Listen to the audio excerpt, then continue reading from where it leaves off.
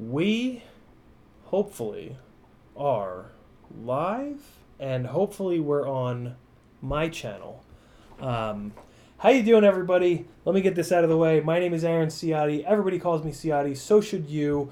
I am not Joshua Bardwell, even though I just played Joshua Bardwell over on his stream for the last 2 hours. You're going to learn something today. Hopefully, hey, do me a favor, whoever's in the chat. I got to close out of Joshua's chat. Doing that now. Closing out of his chat. I need to pop out my chat. There we go. Is it working, guys? I don't know. I had to take Joshua's stream key out. It's my first time using OBS and this webcam and a separate mic and so I don't know what's going on. I'm assuming that I'm good. Nobody has said no video yet. I need a little break. I need to take a drink of water. It's working. I need to get some water. I need to get maybe a little snacky. So I'm going to put you guys onto autopilot here with a couple unreleased edits, a couple rough cuts, and can somebody do me a favor? Get some vodka. It's early, Allie. It's 3:02 p.m. Although I don't have anything going on. I don't have vodka. I'll do sake. I'll get a beer. What the hell? I'll drink a beer with you guys. This is the hangout stream. For anybody who just came over for the first time, I'm gonna move this camera. Maybe I don't know. It's a real shit show. I curse. I scream. It's just like a hangout session. So like less professional. This is the most professional I've ever done, and it's a lot of work. It's not a lot of work. It was just it's set up now. It's good. But this is way more all over the place. Beers, cursing, screaming. So yeah, and I'll stream for like 3-4 hours. I don't care if you guys are asking good questions. If everybody wants it, what the hell? I'm trying to get my watch hours up on my channel so that I can monetize it and take super chats. So you guys have been bugging me to keep going and going and going. So I'm just gonna do that, and hopefully it goes well. But yeah, let me give you guys something cool. I'll put this up. This is 3 minutes. This is Orange Tree's rough cut. I need to do one thing though. I need to check if the audio is going to work. Okay, so let me do this. Open this up. Let's see if the audio works. I have to kill my audio to go to this. What in the hell happened here? The quality has just imploded. Okay. I guess I'm asking too much of the internet. My Mac is old, and it doesn't like to play 4K video files, but I'm gonna have to try it because the YouTube quality has gone absolutely out the window. So let's do this. Let's go here. Oh, no, I want to launch it in VLC because I need to take a break. I'm going to stream my own because I need to take a little break, and I want to give you guys something to watch. All right, guys, tell me if the audio comes over. I'm going to click over, and you should get this video.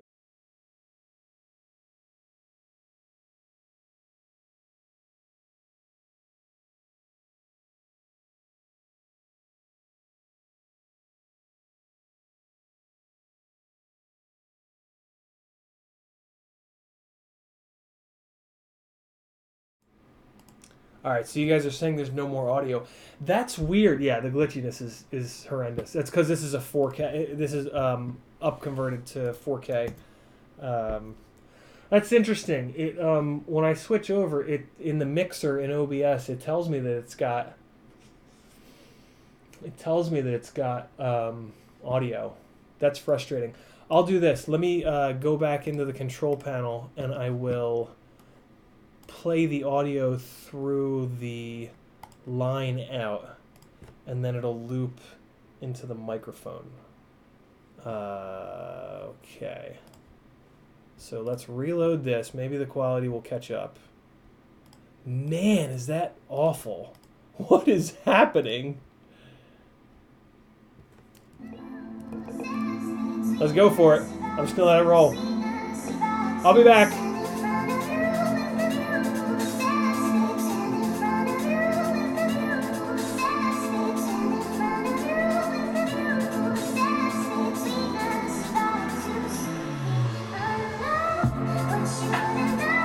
I check levels. I forgot to check levels. I don't want to deafen you guys.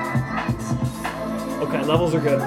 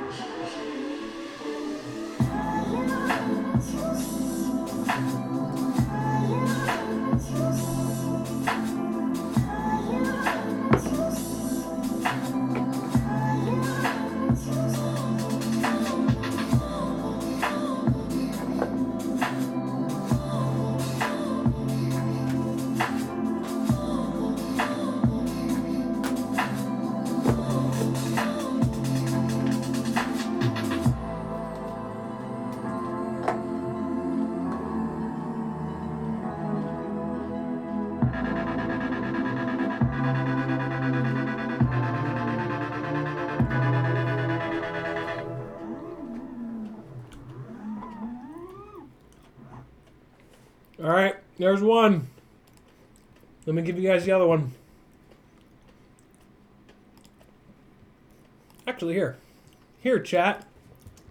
There's the unreleased link to it. It's not eggplant. It's eggplant. They're these wonderful little cookies from IKEA. All right, here's the other one. These two edits. These are an example of what you get over on my Patreon. These are like rough cuts that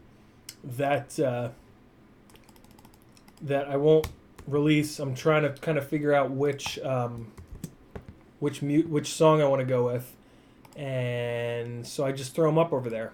I have a ton of this kind of stuff. I have a ton of these unlisted edits. So if you're into that kind of thing, there's how to get your hands on them. All right. You guys will recognize this song if you're a Drew fan.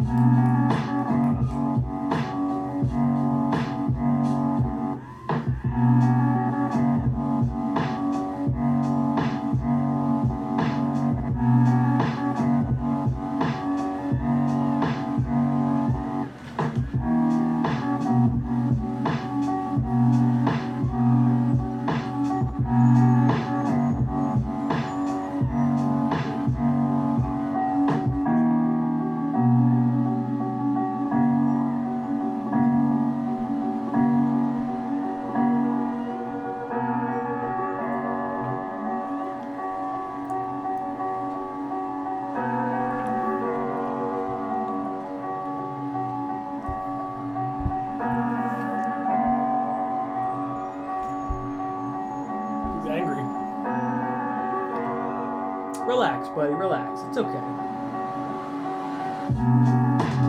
Oh boy.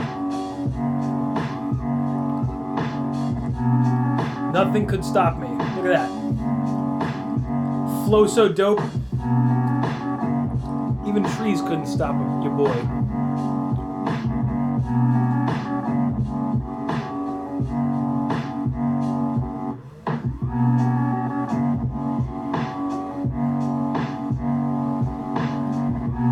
I'm trying to put him in the fan. Boy. Good boy. That's my good dude right there.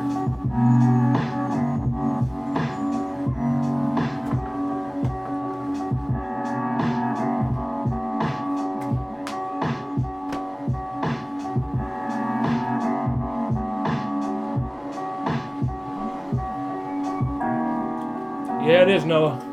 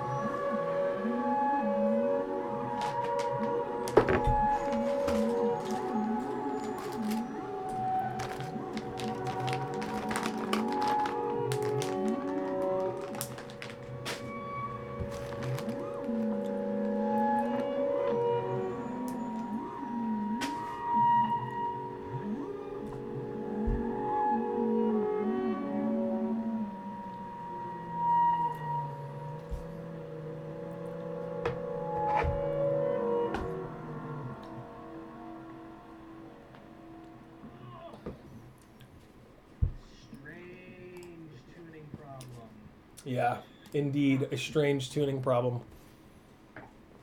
More on that to come. Yeah, Noah, that's the 6S rig. It's real. It's not as much of a difference as I thought, but it's real.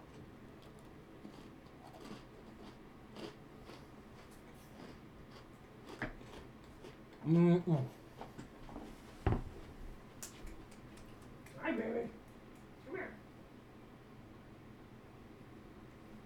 Your boy Harry Potter's in the house. There he is. He doesn't know what to do. Look at him. No. Don't drink the milk. I like this. I just put him on the desk. I've never put him on the desk before. Harry, show him your janky neck. Oh, no. Buddy, get back here. Gotta show everybody your janky neck, man.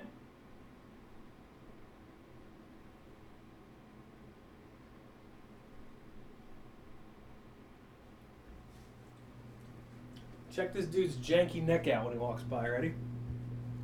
Oh, look at that janky neck. Look how janky that neck is. Oh, yeah. Just gotta scratch that. It's growing in now. It's growing in. Those are at his feeding tube. All right, buddy.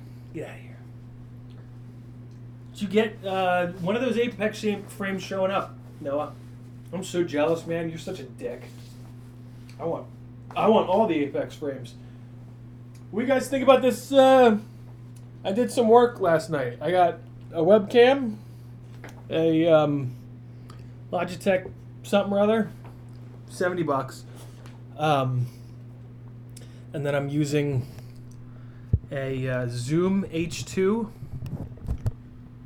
microphone that I've used extensively for car stuff. Basically hanging it off rear bumpers of cars and to collect audio, exhaust note audio. And then Ron DeLeos of the FPV Geek on Instagram and Facebook hooked me up with this awesome little thing, as well as the new version of his amazing Fat Shark switch. Switch, on-off switch. What else? I did some things, hung some things up, working on this some more. Yeah, wasn't too bad. Awesome. You guys are saying it's better. That rules. I'm just going to keep pounding these wonderful IKEA cookies.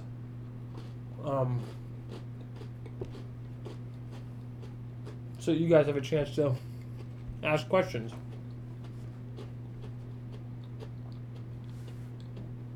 Nabi asks, how long does it take for a VTX with no antenna to burn up? It shouldn't be burning up. Tramp doesn't. I run Tramps. I've run Tramps forever. They're $30. They're amazing. And they're fine with no antenna hooked up to them. The manufacturers all have like a spec. Like you can leave it plugged in for X amount of time, but I don't know. It's them specking that out is not like a real world spec. So try not to plug them in without an antenna. If you do it by accident and they burn out, replace it. Having an extra VTX floating around is going to be fine. Rush Tank is probably going to be one of the ones that won't burn up because they're just very overbuilt. Yeah, if you start dealing with video problems, like, just get an extra camera, get an extra VTX. Just keep an extra camera and VTX on hand at all times so that you can troubleshoot those problems. Literally, like, you're out flying and the video blacks out one time, you come home, you take the you switch cameras, and then you go and you fly again. And if it happens again, you switch VTXs. And that's, yeah, don't mess around trying to troubleshoot those without just swapping the component. Approach it like a mechanical, try to fix it mechanically, like we've been talking a lot about. Great question, though. What did I forget? Did I forget anything, guys, on my little intro?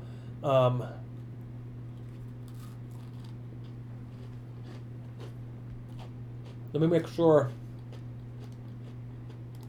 Bardwell's stream closed properly. Turn this down.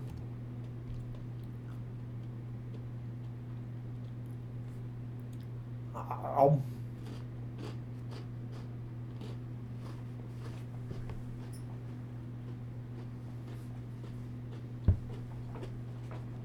Man, my internet is just ruined. I'm gonna go change my shirt in response to my internet being in absolute tatters. I got something for you guys. I got something that'll just make your day. Let me... Oh, I see why. It's because there's multiple... I've got like multiple tabs open trying to load this video all at once. I did not fly... Shane, I did not fly DJI Digital yet. I was gonna...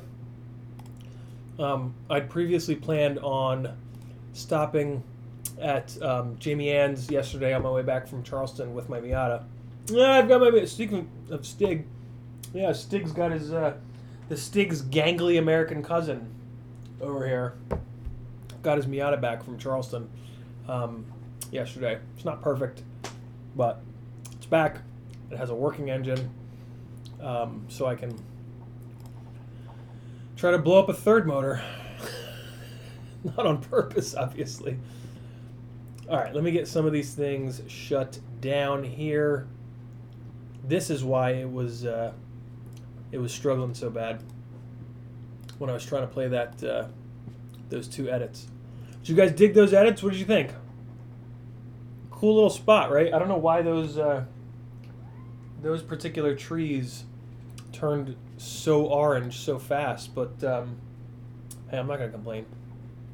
Let me give you guys another one while I go change shirts. Well, this is cool. This is a cool little night battery. Really ugly. I really half-assed the editing on this, but it's okay.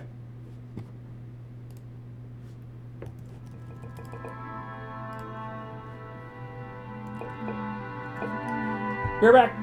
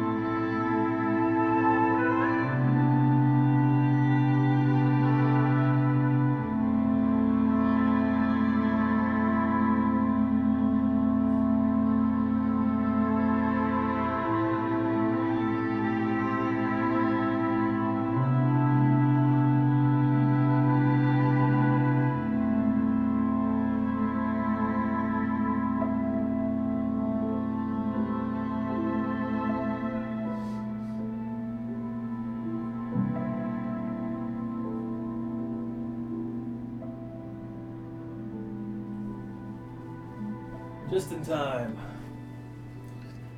Alright. This shirt is much more appropriate.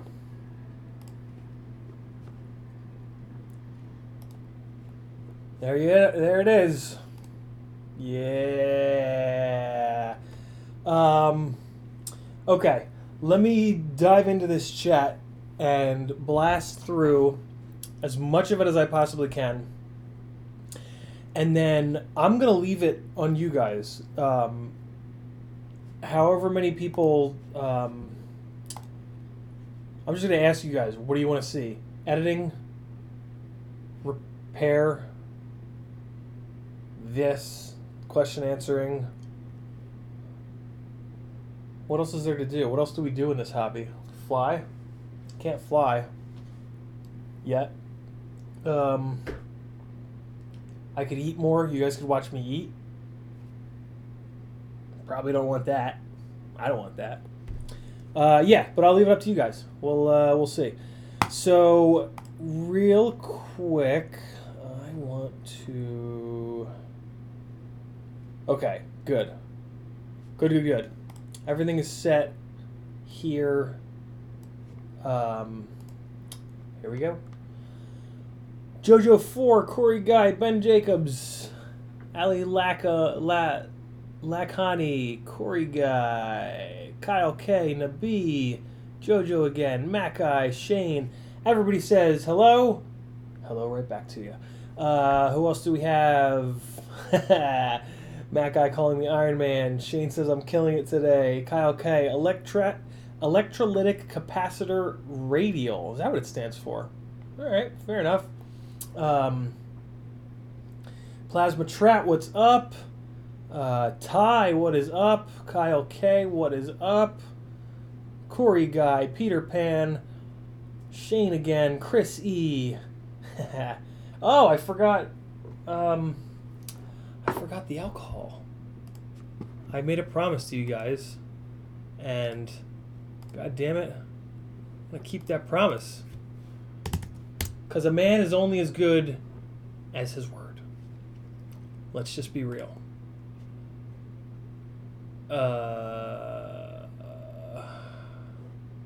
Hold on. I just noticed something. I think I might be re-streaming on Bardwell's. Give me a second here. I just went to YouTube and it says Q&A live stream, 17 people watching on Joshua's channel. 18. Oh man. Something's gone wrong.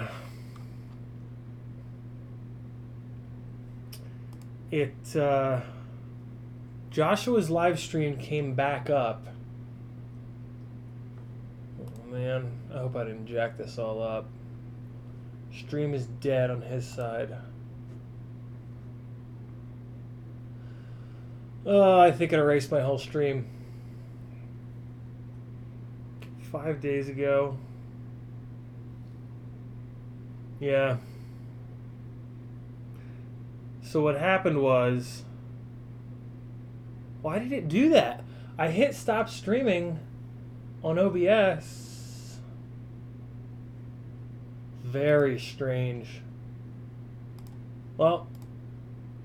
Yeah, but it says live now. It says live now on his. What is it? Does it say live now on mine? Oh man, this sucks. Damn it. So when you go to his stream, it says 19 watching now, live, and then nothing loads. What if I go to my channel? Excuse me, I just burped. Burp. If I go to my channel. And then... Oh yeah, it says live now. See, okay. What the hell? 55 watching live now. So, yeah, something... It must not have stopped stream. Maybe it... Oh, man, it's weird. See, I took my stream key and put it into mine, but then it, like, rejiggered his in some weirdo way. Oh, that sucks. What? I don't know how to close it. I don't know how to to make it say not live now? Like, how do I... Yeah. Balls. Not live now. Oh, God, nobody wants this. Okay. I mean, I'm going to post a link. Not sure why this stream started again. But I'm over at... Boom. Huh. Man. You know, we were doing so good. We were just killing the game, as the kids say, I think. I don't know. Weird. Okay. Well, I mean, I guess I just message him, and I should probably do this off. All right, hold on a second.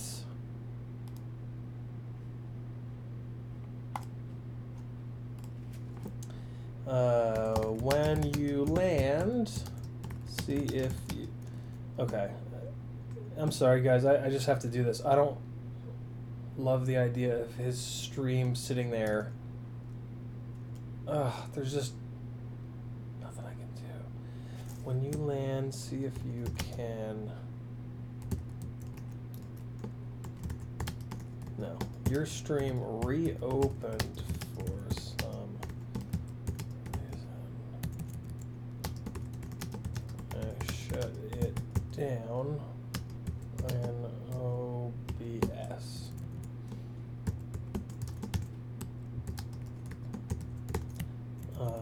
And I can't stop it. I can't stop it now. I'm streaming over on my channel. Alright, that's the best I can do. That's all I can do. Let's go back to the... There we go. I love that little fade, man. I love that little fade that OBS does. Ooh, what is it? Is it this? Ooh. Too old for that. All right, guys. Let's. Ooh, there's. Oh my God, there's just infinite comments. Okay, I can't get through all these, so I'm gonna go to the bottom. And License to Drive says, have you seen the channel? No copyright music, completely music free. Won't get you copyright strikes. When I am, so with not being monetized, it doesn't matter. The copyright stuff doesn't matter. When I am monetized, I'm gonna set it up to not monetize my edits, because I would rather. So there's no money to be made from YouTube. I was talking into the microphone like a complete lunatic just now. There's no money to be made unless you're getting hundreds of thousands, if not millions of views. Not going to get there. Unrealistic. Totally fine. But so me doing the wanting to monetize, it's just to get the super chat thing going, because potentially, and already it's kind of happening, where it's hard for me to catch everything in the stream. So with the super chats, it'll allow you guys to have it stick out for $1, whatever, and I'll get to your question. Whereas, yeah, when I upload an edit, I'm going to upload it as non-monetized, because I would rather use copyrighted music and make a better edit, right? Because copyrighted music is better than the royalty-free stuff.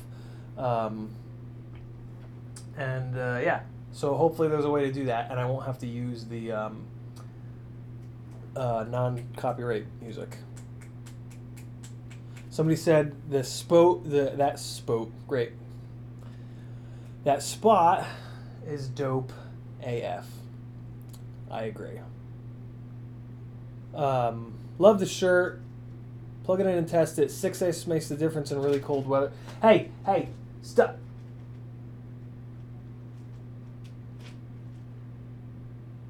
Harry. Don't. Don't. He's being so bad right now. He's doing that thing where, like, they do something bad and then they look at you.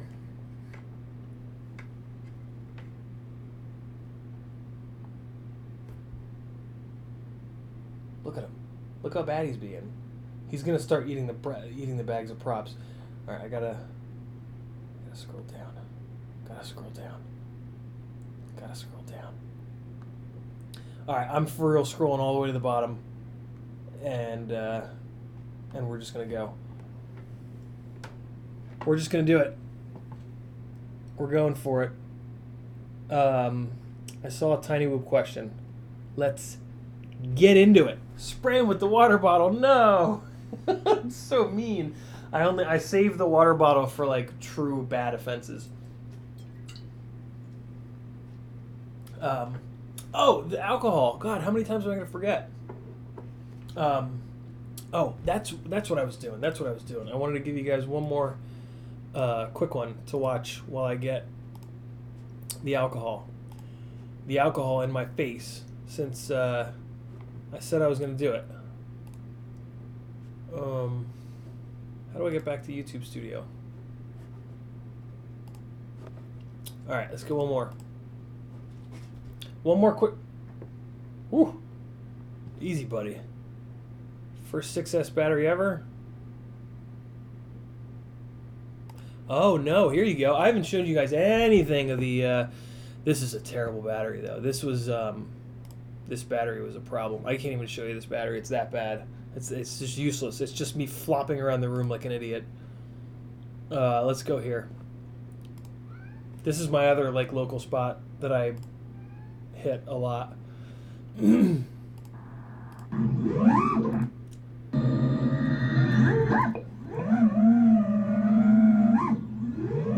back.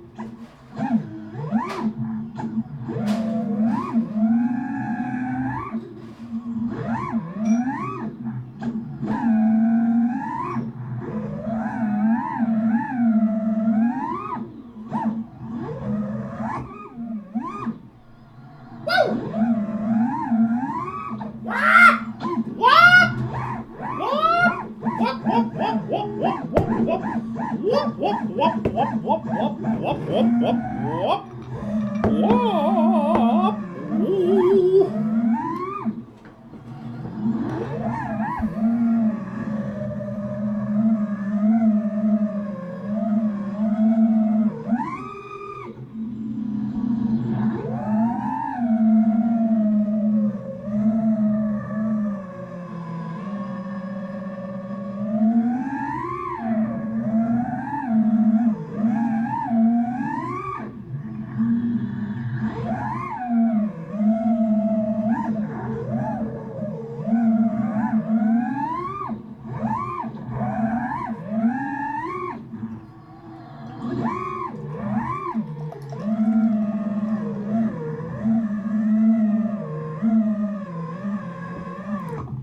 Here's what I'm going to say about 6S. It's better. It's better. It's better. Absolutely no questioning. It's not a lot better. If, yeah, I get a little reckless with those cars. It's not better enough. It's not enough better. It's not better enough. It's not good enough. It's not enough of an improvement. There's some actual human English. It's not enough of an improvement to warrant the cost, in my opinion. But it's definitely better.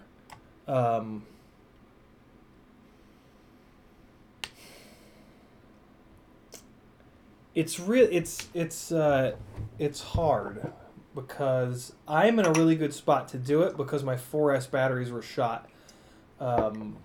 So if you're in that situation where you have to buy new batteries anyway, I think that's the time to do it. I don't think you should just do it at random. Although you're going to sell your 4S stuff and get some money back for it. So I don't know. Just do it. It's better. It's not. It is. You do have to run a capacitor. That's kind of annoying. I was enjoying having capacitorless 4S rigs, but it just it's sake. Yeah. It you know what it does is it tracks the throttle better. Like one of the things that I do a lot is a really quick blip of throttle to avoid prop wash. Like when you're coming down, I do a move where, like, if this is my subject here, I throw myself up over it and then rotate back around, and then when I come back down like this, I'll do as quick of a blip of throttle as I can to just catch it.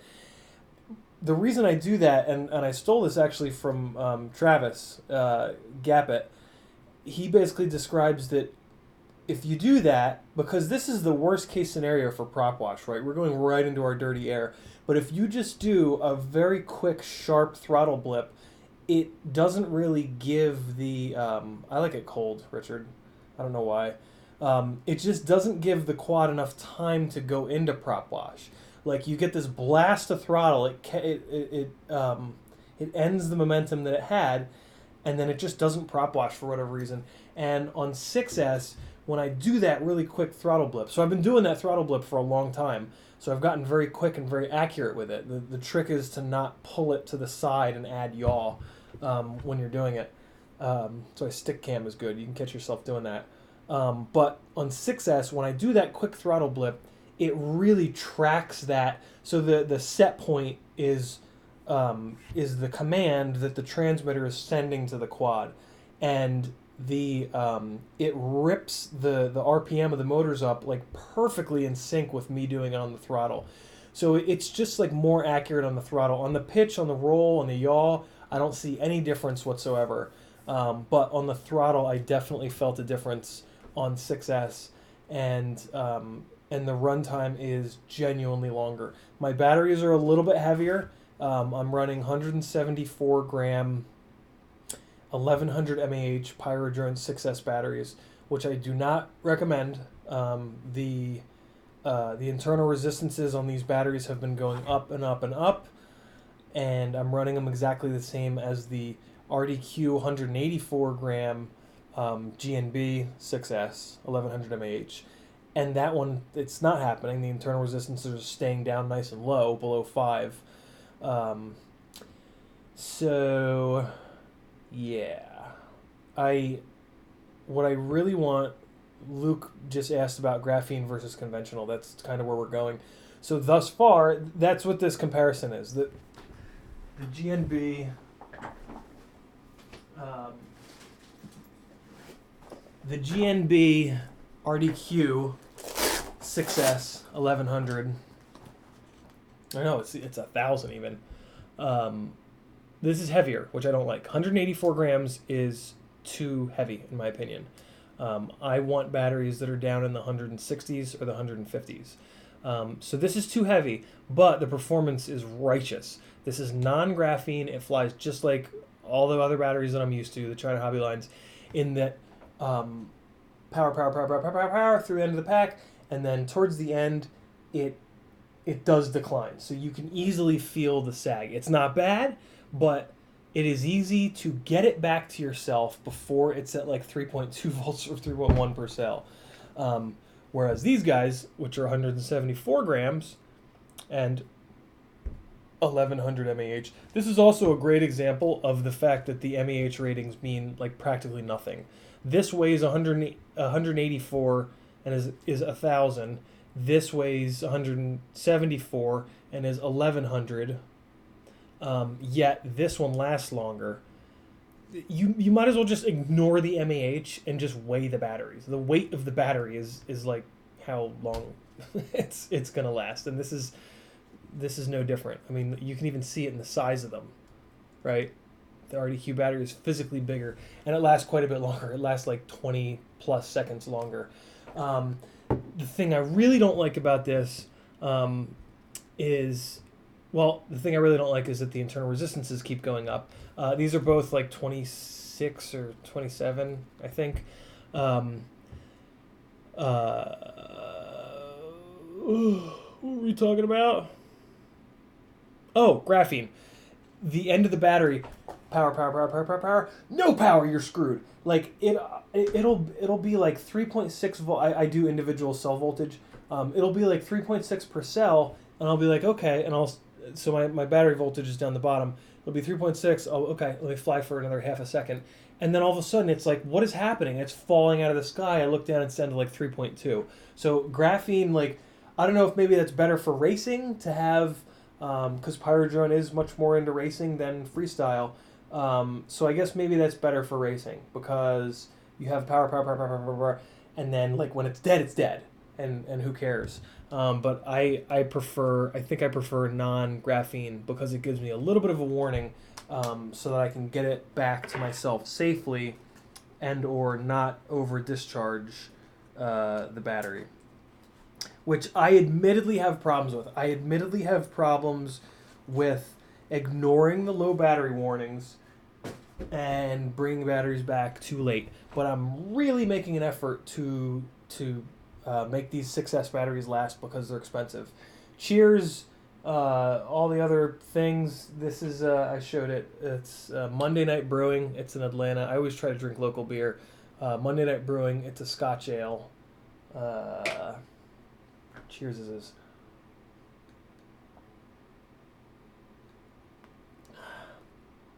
Okay.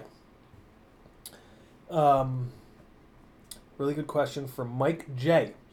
If you were making an iFlight DC3, what's a DC3? Now that I'm on OBS, we can look at it. iFlight DC3. Let's get the straight dope on the DC3. I'm assuming that's a yeah, okay. Look at that. No way. Already? What? Wow. Good on iFlight for getting a full-blown DJI Micro. Look at these guys. Man, I gotta start getting iFlight stuff. They're really going after the micro game. Good for them. All right, back to the question. If you're making iFlight DC, what size Zing motors would you put 1404 or the new 1507, and would you go 4S or 6S? Great question, Mike. 6S has no place, in my opinion, on micros, unless there's a motor that's just the wrong KV, too low of a KV, basically. The problem with 6S on micros is the same problem I'm having with 6S on 5-inch, which is that there aren't batteries light enough. Micros, the sweet spot for me on micro batteries for sub 200 gram builds is a 4S 450, and then for 250-ish gram builds, 4S 650. So if you translate that to like 6S, stop it, you're being bad. Don't bite. You're a bad boy.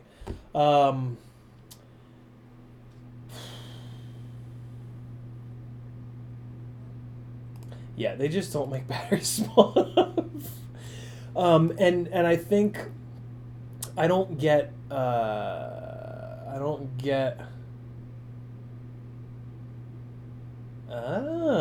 Sean Hales coming through. Good call. I can absolutely do that, Sean.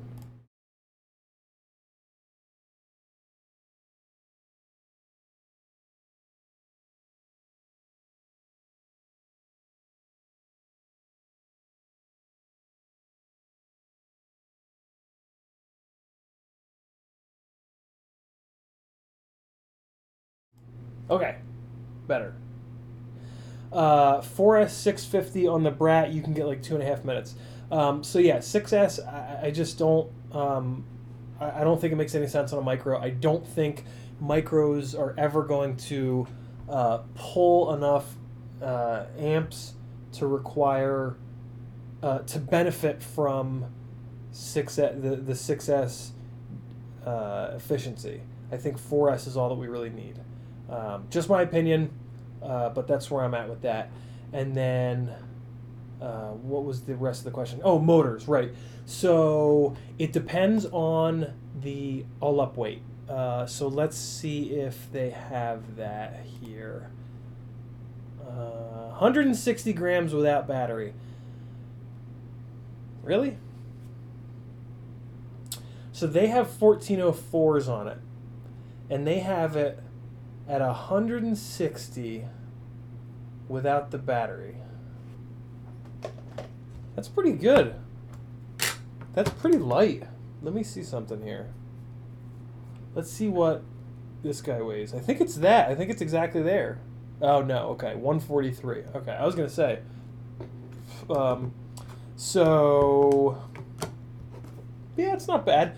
I'll give you my experience with this then, because that rig, that iFlight rig, is 20 grams heavier than this.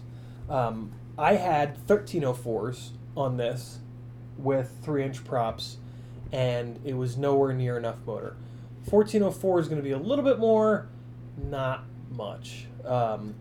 This was batteries are going to be anywhere from 40 to 60 grams. This to 80 if you go even bigger. I moved this over to 1306s. I really wish somebody made like a 1405 or a 1305, but these 1306s are really good. So a 1306 has considerably more stator volume than a 1404. It has less stator width, which I don't love. That's the only thing I don't love about these motors. But it's got more stator volume, so it's got more horsepower, more total power. And this is it. I think that setup at 160 without the battery on 3-inch props, I think those 1404s are going to struggle. Not struggle, but they're not going to shine. I think these 1306s are going to be a better bet. You also mentioned the 1507s. I think those are going to be too much. Those are the motors for something that's 250, 260, 270 all up. I think those 1507s are just going to be absolute mayhem. And it's going to be too much for this particular build. Unless you go to a bigger battery. If you go to like a 4S, if you go to like a 4S 850 battery and just run a really heavy rig, it'll be fine. The problem with doing that is you put one of those big old 850 batteries up here, and it becomes very top heavy. Your center of gravity really, really suffers. I wouldn't hesitate to buy this as a bind and fly because those motors are probably awesome, but I would use them on a different build. I would put those 1404s onto a lighter build, depending on their KV. What 4600 KV? Yeah, man, that would be rocking on something like this, but a little bit lighter on like a 2.5-inch prop. I really like 1304s and 1404s on a 2.5-inch prop, and 4600 KV on 4S it'd probably be enough voltage to make good thrust on a 2.5-inch prop. So that might be a better home for those Zing 1404s. Great question. I'm shocked that this exists. This is pretty slick. I hope, and I'm sure that Tommy will do a version of the Acrobrat for the DJI the DJI system, because who doesn't want to fly in HD? Right. So, what else do we got? Fix the audio. Okay, good. Paul Taylor asks, good motors for a lightweight 3-inch T-mount prop quad with a 3S LABO. All right. So, going back to this guy, this is my current favorite 3-inch setup. So when you say lightweight 3-inch build, technically you could mean toothpick. I'm going to assume that you don't. I'm going to assume that you mean something a little bit more beefy, a little bit more durable than a toothpick. And I'm a big fan of these RCX 1306s, and I like the Emax 1306s just as much. I would rather have, like I've been talking about, a 1405 or a 1505 or to get a little bit more stator width. But in the interim, these are great. You won't be you will not be unhappy with these 1306s, and they're cheap. The Emax ones are cheap. RCX ones are cheap as well, but their shipping is $10 for like 2-week shipping or $25 for overnight shipping. So if you're going to go that route, get all your friends together, do a big old order, do that $25 shipping, you'll get it like overnight. And all your friends can have amazing RCX motors. There you go. Sake.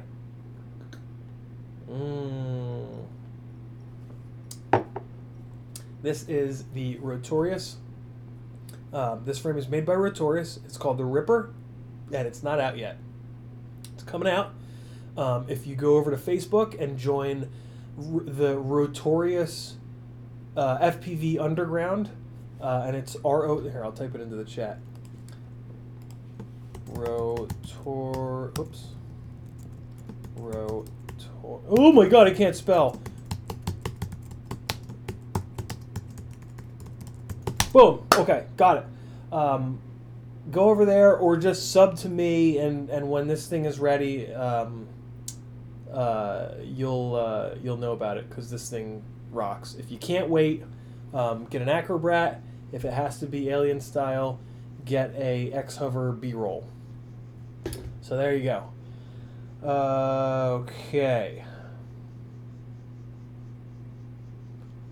Chris E doesn't want to fly HD because it's extra weight. It's not much extra weight. Man, it is not much extra weight. Good idea. I am shocked that this thing is 160 grams. That is not bad. And what's interesting is it's 1080 only. Tarsier goes up to 4K, but it's not true 4K. What VTX, Corey Guy? I need to know that to even begin to help you. Yeah, realistically, the Tarsier is only really getting true. It's only really getting like 1080, 2.7K maybe. What gets me about the DJI setup is that it's just so much money. But if you're buying it for all your stuff. So I don't know what the I guess it tells me here. The goggles are 600, so I guess it's what, $1,000. So the goggles are 600 of the 1,000. That leaves us with 400. It looks like the transmitter is another 300. It says here, so that's down to 100. So the air control unit and the camera and the antennas, I guess they're basically $100.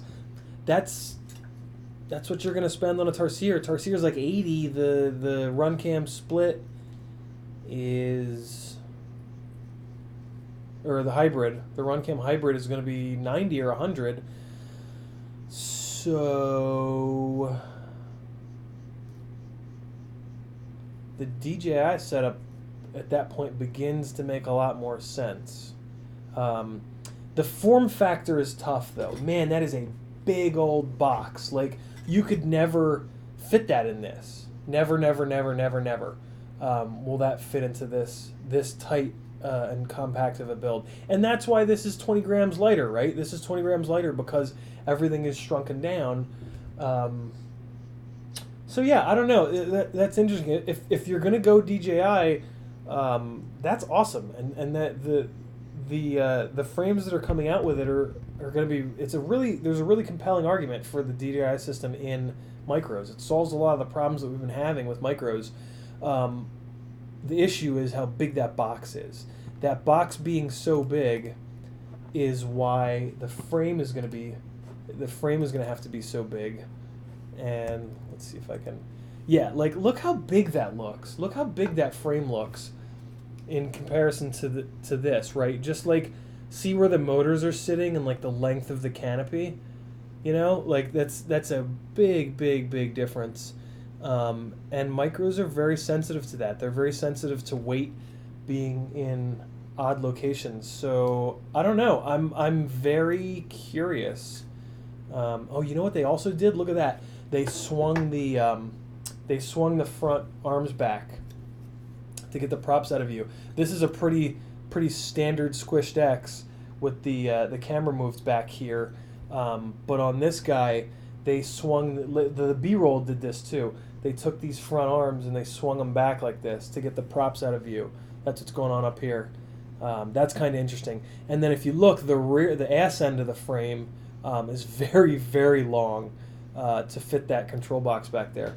I don't know. That's interesting. I'm very curious about that. I would love to fly that, man. That'd be super fun. Damn, HD in the goggles, flying something light, not dangerous, and quiet. That's pretty cool. I want one. Slick. All right, let's do some more chats. Okay, Noah's got the. Speaking of, Noah has the DJI system. If you guys have specific questions on it, hit him. He'll be a better resource for you. Corey Guy got the. Okay. Stock Eachine VTX shows that it has an audio pin, ran audio wire from cam straight to the VTX.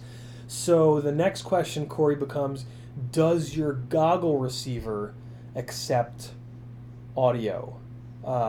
And I don't know the answer to that. You're gonna have to look up whatever the module you have is. Just type it into Google and search for specs to see if, because I think there are modules that don't support audio. Like the audio has to come in Eachine EV800D.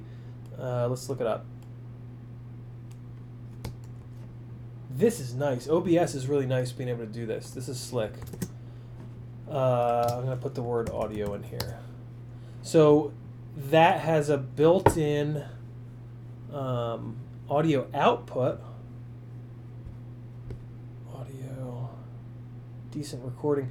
So audio will sometimes come, well, see, so I'm assuming that there's a headphone plug on those goggles. Oh, look at that. Craft King says never got his audio to work on him. Maybe there's a weird bug with the 800s. Let's see what these guys say. Even also includes audio output if you want to hear the screech. No video input, only AV out. Interesting.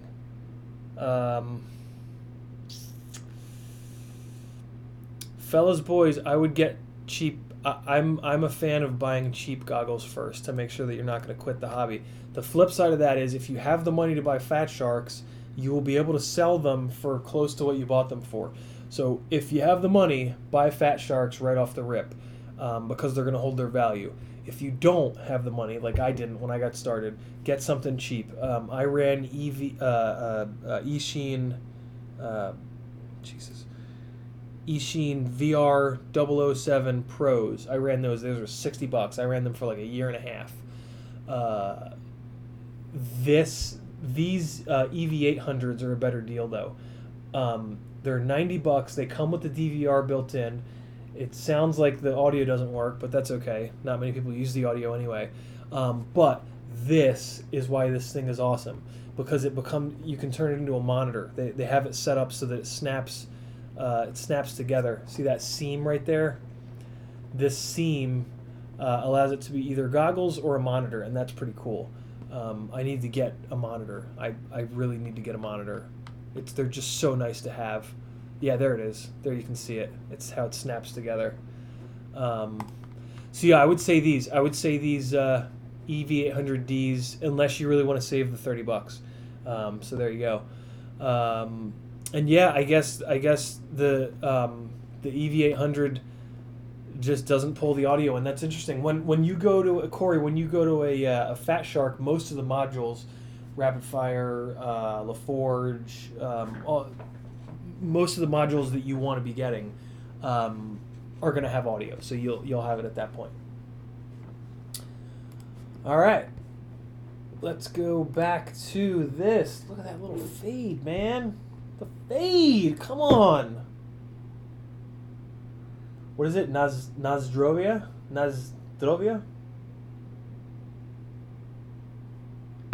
Ah, gross. Richard Warwick is exactly right. That's his workshop monitor. That's exactly why I wish I'd gotten them. Oh.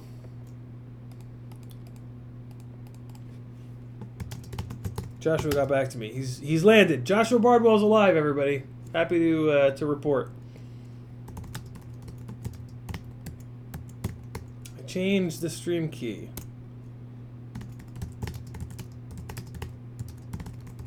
All right, he got it. He took care of closing that stream out. Whew. Sweet. Okay. He said he doesn't know if I can actually end the stream. So maybe that's why. Maybe if you stream on somebody else's channel, maybe they have to end it. I don't know. I probably did something wrong though. Sky Zones too. Yeah. Good call, Noah. If you don't want to mess with external receivers, the Sky Zones are awesome. I have a really hard time with that though. Mainly because like with HD coming and stuff, the Bite Frost setup, I don't know if I would buy today a goggle that doesn't have. Oh wait, no, the Sky Zones have the module bay. Okay, so we're good. I think somebody fact check me on that. As long as the Sky Zones have a module bay, they're fine. But if they don't, I don't know. I don't know. They're also not going to hold their value, I don't think, as good as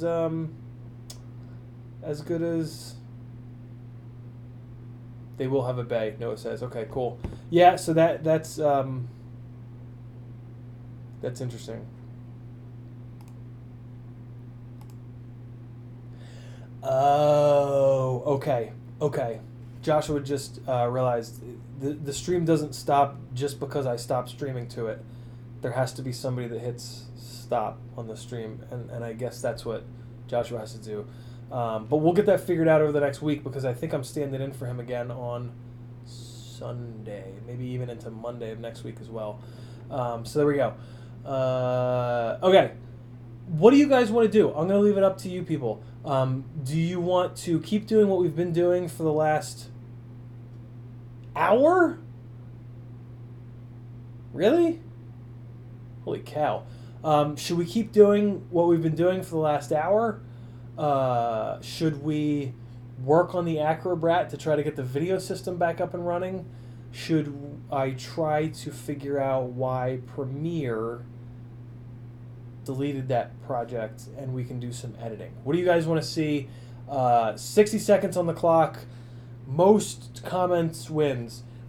Editing, talking, building. Type it into the chat. Ready? Go. I'll drink while you guys do that.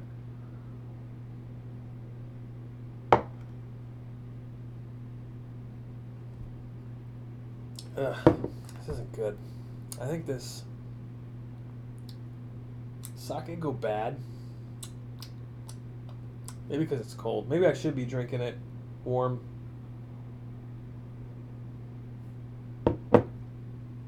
All right. Acrobrat, building, Acrobrat, brat. It's a landslide. Acrobrat. Talking. Did you guys like the edits that I played for you? Was that fun? Or was that a snooze fest? So we're building. Okay. There was like only one or two. We're going to do an editing stream for sure. Use the socket to cool your computer. We're going to do an editing stream for certain. But I don't have I don't have another edit that I'm in the middle of right now. And I really don't want to troubleshoot this orange trees edit during the stream. That's stupid. So we'll talk and we will tear the Acrobrat apart. And then we'll do an editing stream maybe tomorrow night. Maybe I can figure this out. I need to get more editing done. So I'm going to... back off. I've been flying a lot lately.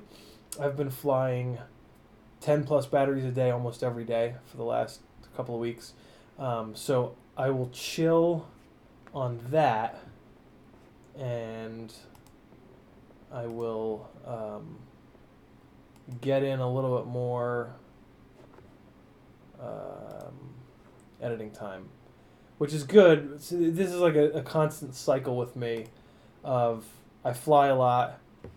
I sit on all this footage, and then I get like backlogged, and then I'm like, all right, I gotta get through some of this stuff. So I'll edit for a week or two, get caught up, and then start flying a lot.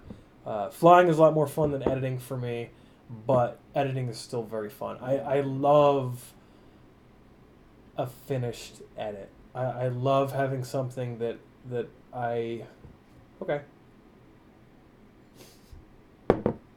I love having something that I found just the right song for. I got some cuts that like line up perfectly with the music, and it's a really cool part of this hobby. I've been doing edits for the last 11 or 12 years. If you go to like my uploads to like look at all my uploads and you go all the way back, you'll see edits from like 11, 12 years ago, car edits, but it's something that I've always kind of loved. It's just like you're just sitting at your computer for hours doing it. I'd rather be outside flying through the air. It's hard to find anything that's as fun as flying. But with flying comes crashing and destroying and money, and I digress. So let's fix the Acrobrat. I'm going to move this little webcam, and we're going to see how this webcam does as a... well, I'm going to have to move a lot of stuff here. So I'm going to have to move the mic over. Let's do that first. I'm going to do it as gently as possible so as to not deafen you guys and or girls. I don't know. I don't have demographics. I don't have demographic data, I should say. Okay, so this is angering me. Just, come on. would you just... Can you... I just need you to... Okay. Okay. Okay, we got it. We got it. Here comes the video. Is there enough cable length? There's not. Of course there's not.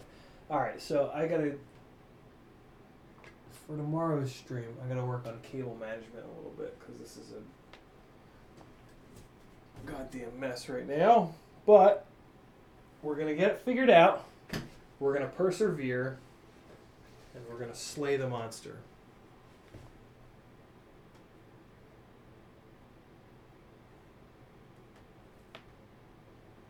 Alright, that should be enough. Hey, okay, good, good. We got this going here. Alright, let's kick this on. And let's get a little down angle. And let's scooch it up a little bit. Oh yeah, now we're getting it. Okay, okay, okay. This is gonna work. This is gonna work. Okay, so if I'm working here, boopity boppity boopity bop, flippity floppity flippity flop. Cool. All right. This hasn't gone half bad. Ooh, look at these. Look at these for sale 1606s. Oh, all those racers, eat your hearts out. 4 perfectly good 1606s and 2 extra bells just waiting for your race rig. Message me if you want them. On sale today. Clearance fire sale. Alright, boys and girls. So now I need to move the chat over to the right screen so that I can see it. Mike looks like a dead mouse on an ice cream cone. That's because it is. It's the Don King. Look at the Don King, guys.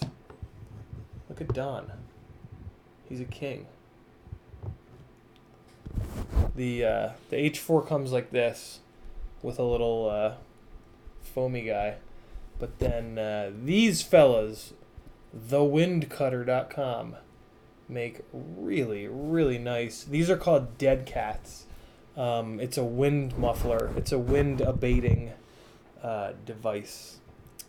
And it's essential if you're putting a microphone on the back of a car that's going to be going 80 miles an hour. So that's why I have it. But in this room, with the ceiling fan on, I thought it would be a good idea to keep it on there.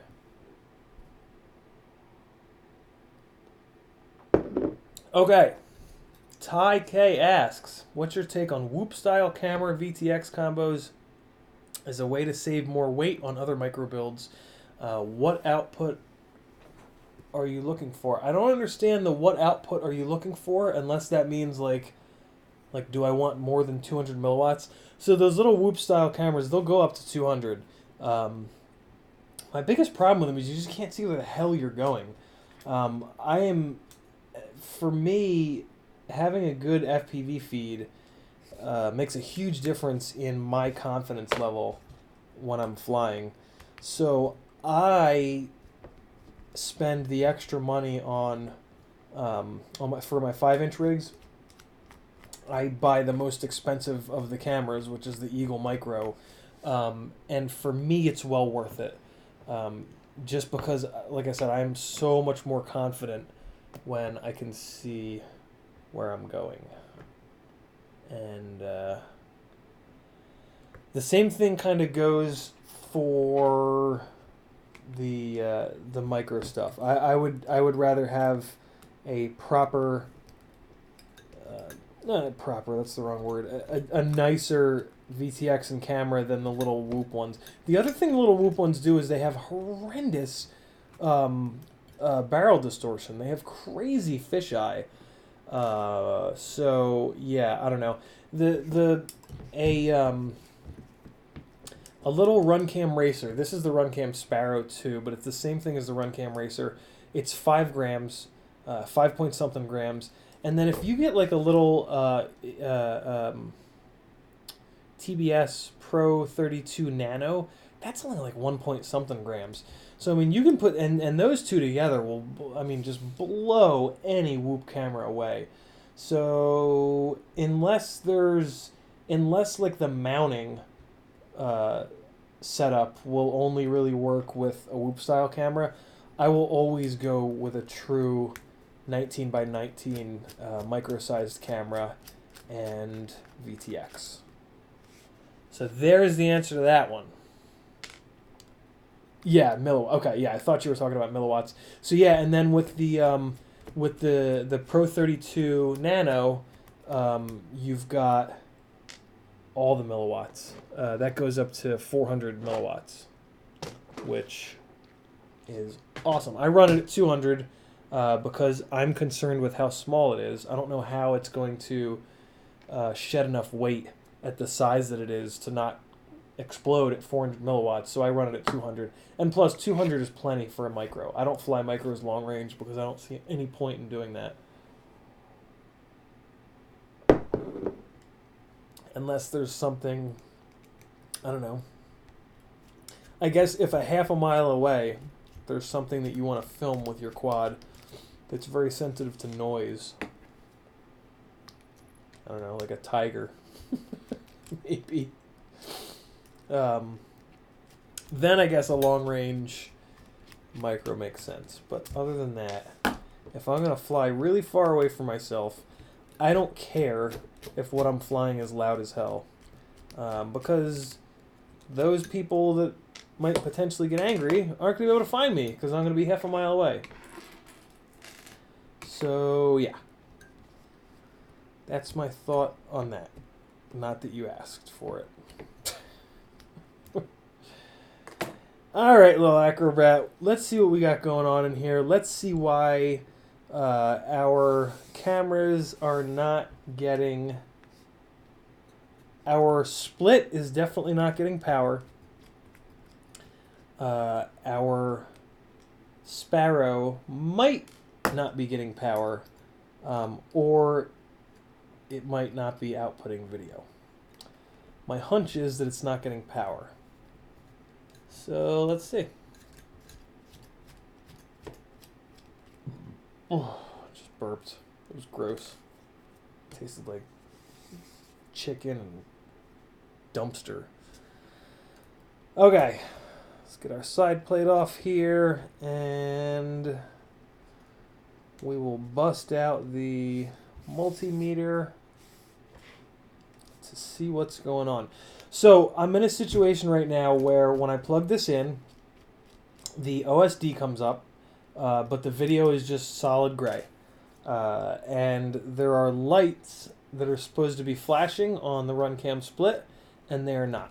So RunCam split is not getting power, and potentially the FPV cam is also not getting power, although technically speaking, the FPV cam might just not be outputting video. That would produce the same result. So the troubleshoots shall begin, and I'm going to do that mainly with a multimeter. If you don't have a multimeter, get one. They're not expensive. God, I think this one was like $30-40 on Amazon. You don't need a precision one. You don't need to know exact, to the 0.01 of a volt or anything like that.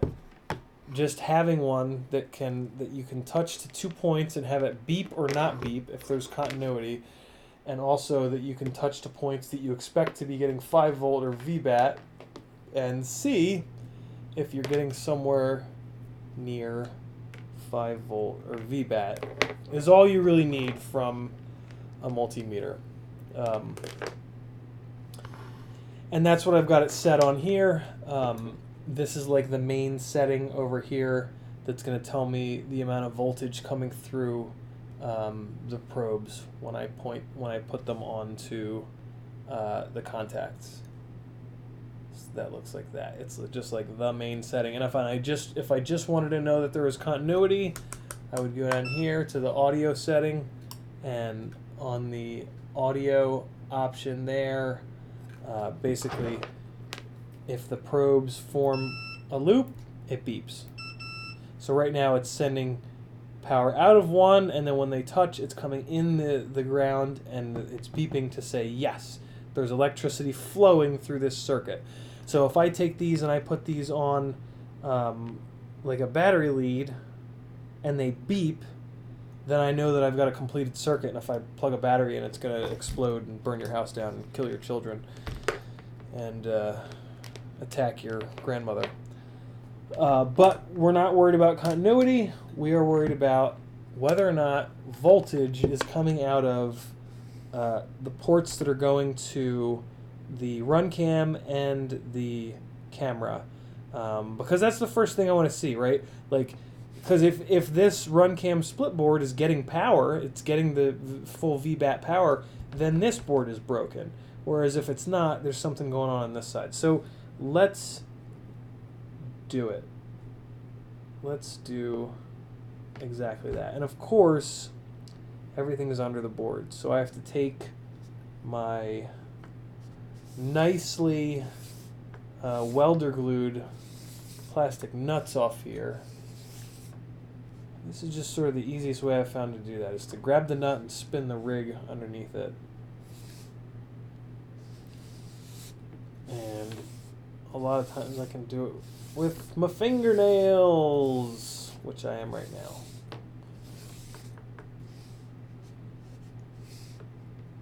Okay.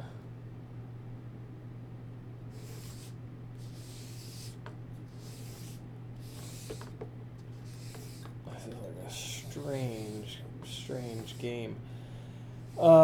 Richard Warwick says, more the BEC on the FC if you're connected. Though most VTXs take full LiPo power and usually 7 volt and up is recommended. So, the VTX in here is the Pro 32 Nano. And that is a 5 volt only VTX. And the reason why I prefer that on micros, that being 5 volt. On micros, I prefer 5 volt VTXs because the 5 volt line tends to be a lot cleaner. 20 by 20 ESCs don't have a lot of room for those little tiny microcapacitors, those little tiny guys. And they don't even have a lot of room for regular capacitors. You know, the Acrobrat here is one of the bigger microframes, but I still only have a smaller capacitor in it just because of a lack of room. On all of my micros, I run 5 volt only VTXs. So they pull on the 5 volt BEC, as Richard mentioned. So that could be a part of the problem. I don't think it is, but we're gonna check it out. So let's do this. Let's take this. I'm tempted to unplug, but I try to not unplug these stupid cables because they don't have very good, they wear out. They wear out. So, okay. So the run cam split is on this, I think. Yeah, it's on this little guy, and it's running to these two pads. So we're just going to take our probes for the multimeter, and we're going to touch them onto these two that are feeding the run cam split, and the screen will tell me if it's outputting full VBAT. Now, when I do this, there has to be the system has to be powered, and in doing so, I got to be careful. If I slip with one of these probes and bridge two of these pads, it could explode and burn my house down and murder my neighbors. So we got to be careful. So let's plug on in here. Oh my God. That is very loud. I should also be taking these props off, but I didn't do it. So real careful. Positive, negative, and nothing. I got nothing. Let's try again. Positive, negative. And I got nothing. I wonder if it's. I wonder if there's continuity. Switching the multimeter to continuity, audio checking.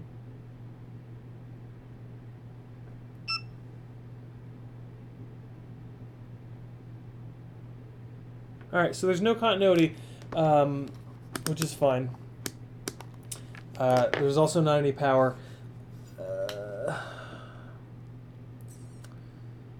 My initial thinking is that maybe I didn't bridge that guy correctly, but it looks totally fine. It looks like I really did. So why wouldn't this be putting... And I'm going to unplug the battery just to remove stress from the system. So, go like Stone Age when you're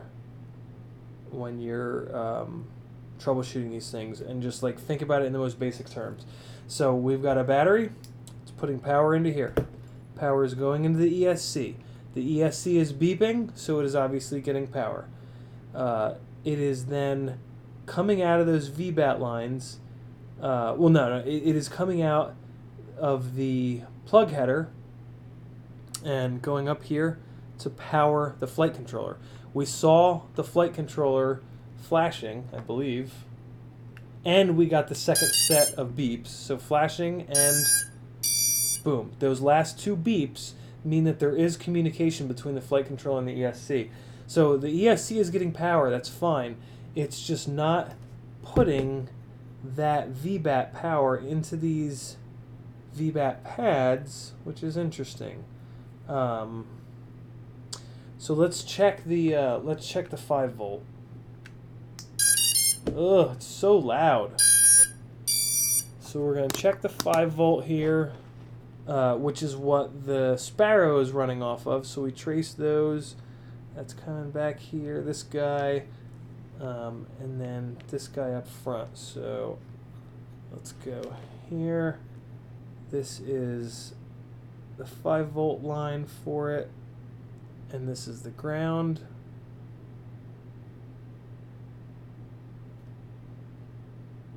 And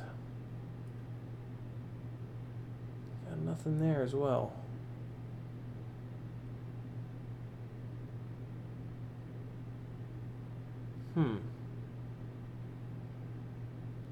No, nothing. And I'm now on the straight up camera plus, camera minus pads. Interesting. So this 5 volt back here is working though, because it's what's feeding the VTX, which is working. So let's just confirm that. Yep, there's 5 volts. So, very weird. So whatever 5 volt BEC or BEC these two pads up here are on is not working. Jonathan K is going flying. Awesome, man. Have fun. I mean, how could you not? It's flying. So, could be a blown up flight controller, or I'm going to try this. So there's these 3 pads next to each other up in here, which control, which let you send either 5 volts or VBAT to this VTX positive pad here. And I've bridged the two that are ground and VBAT. So it should be sending VBAT, but it obviously isn't. So, oh, and there is something about. Oh my god, I'm so sleepy. I didn't sleep worth a shit last night. There is something about like pit mode. There's some weirdness to pit mode that might explain why these pads up here aren't working. But that doesn't matter because I need to get these VBAT pads working because I need to get power going to this run cam. What I could do is just pull these off of there and just put them right on the battery pads on the ESC. But like it doesn't make any sense that it wouldn't. Doesn't make any sense that it wouldn't pass VBAT to these pads. It's not even putting it through a back. Very strange. I am admittedly confused. Pinio. Kyle K, what's Pinio? Pinio. Pinio. What's Pinio? Alright, so let me try to unbridge this, and then I'll bridge it over to the 5-volt side to see if that changes anything. Come on. I love how when you want to like bridge something, it's impossible. When you don't, it's also impossible. I love how everything is always impossible, I guess is what I'm saying here. Alright, we're going to use a little bit of solder wick, solder braid here, suck up some of this. There we go. Okay, so that is looking like it's no longer bridged. Let me bust out the 5X loop and check it. Sure enough, it is no longer bridged. So now we're going to bridge it to the 5-volt side. And I don't even know what that's going to tell us because I can't run it off 5-volt. I guess it'll tell me if this pad is the problem, I guess. I don't know. I don't know what this is going to tell me. But I'm just going to do it. And we'll see what happens. We'll learn as we go.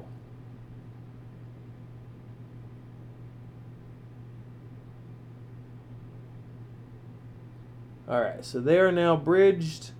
I'm going to make sure that I didn't include the VBAT bridge in the party because that would be bad, and I did not. Okay, so let's see if that did anything. So now it should be sending 5-volt to that VTX positive pad that I have the run cam split running off of. So let's see.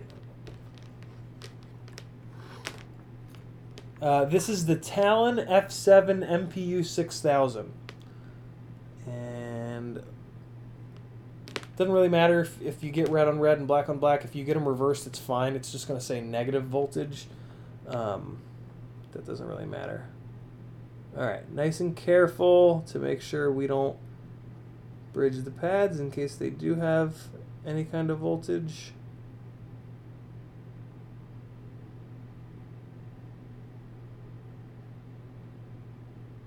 Nothing.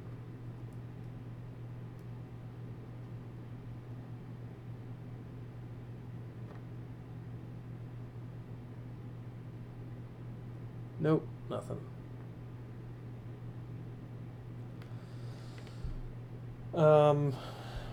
Man, is that weird. What the hell, man? Okay. I guess I need to look up the wiring diagram. Maybe I put these on the wrong pads? I guess. Let's get that wiring diagram going. Okay. Let me scooch you over a little bit here, folks. Folkies. Cheers.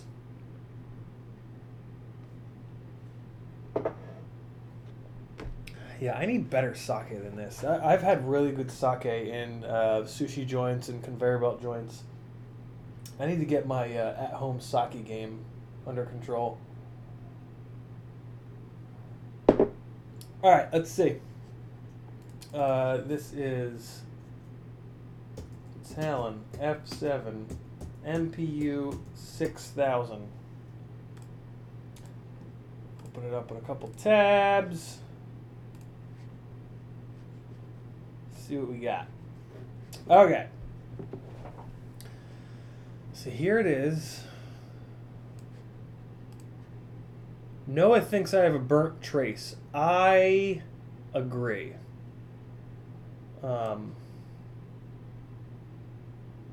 But that sucks, and I don't want to.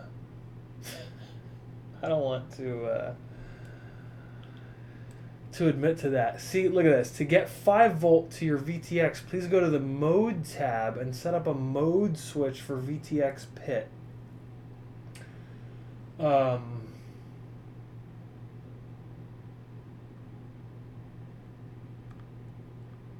And this software had that to begin with. They're doing all this wacky stuff with pit mode. Bottle's been open for a long time, Kyle K. That's good to know. This bottle's been open for months. So that makes me feel better.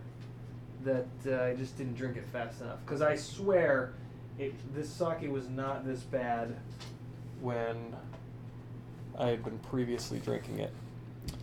So I think I remember the weird pit mode setup. So let me just do that really quick, just to make sure that doesn't change anything. I think it might actually change something. So I'm plugged in now. Let's go over here and when I set this up, what I noticed is I went into modes and they had VTX pit on all the time, I think. Yeah, they had like a range and then they just had it on like aux 1 or whatever, and they had it like that, so it was just always on. So let me just try it. Let's just do that and we'll see what happens. I haven't really kept up with the whole VTX pit mode, physical switching, all that nonsense. So I'm a little bit dumb on that topic, but we can figure it out as we go along. Come on. Okay. So let's get our multimeter back up here. Okay, we got that. So let's see if that did anything. Did I save it? Tell me I saved it. I don't think I saved it. Did I save it? I don't think I saved it. What's this Pinot box? What do you keep saying, Kyle K? Pinio. What's Pinio? I'm going to go do it. Because I don't know if I saved it. I'm not familiar with this Pinio thing. Right.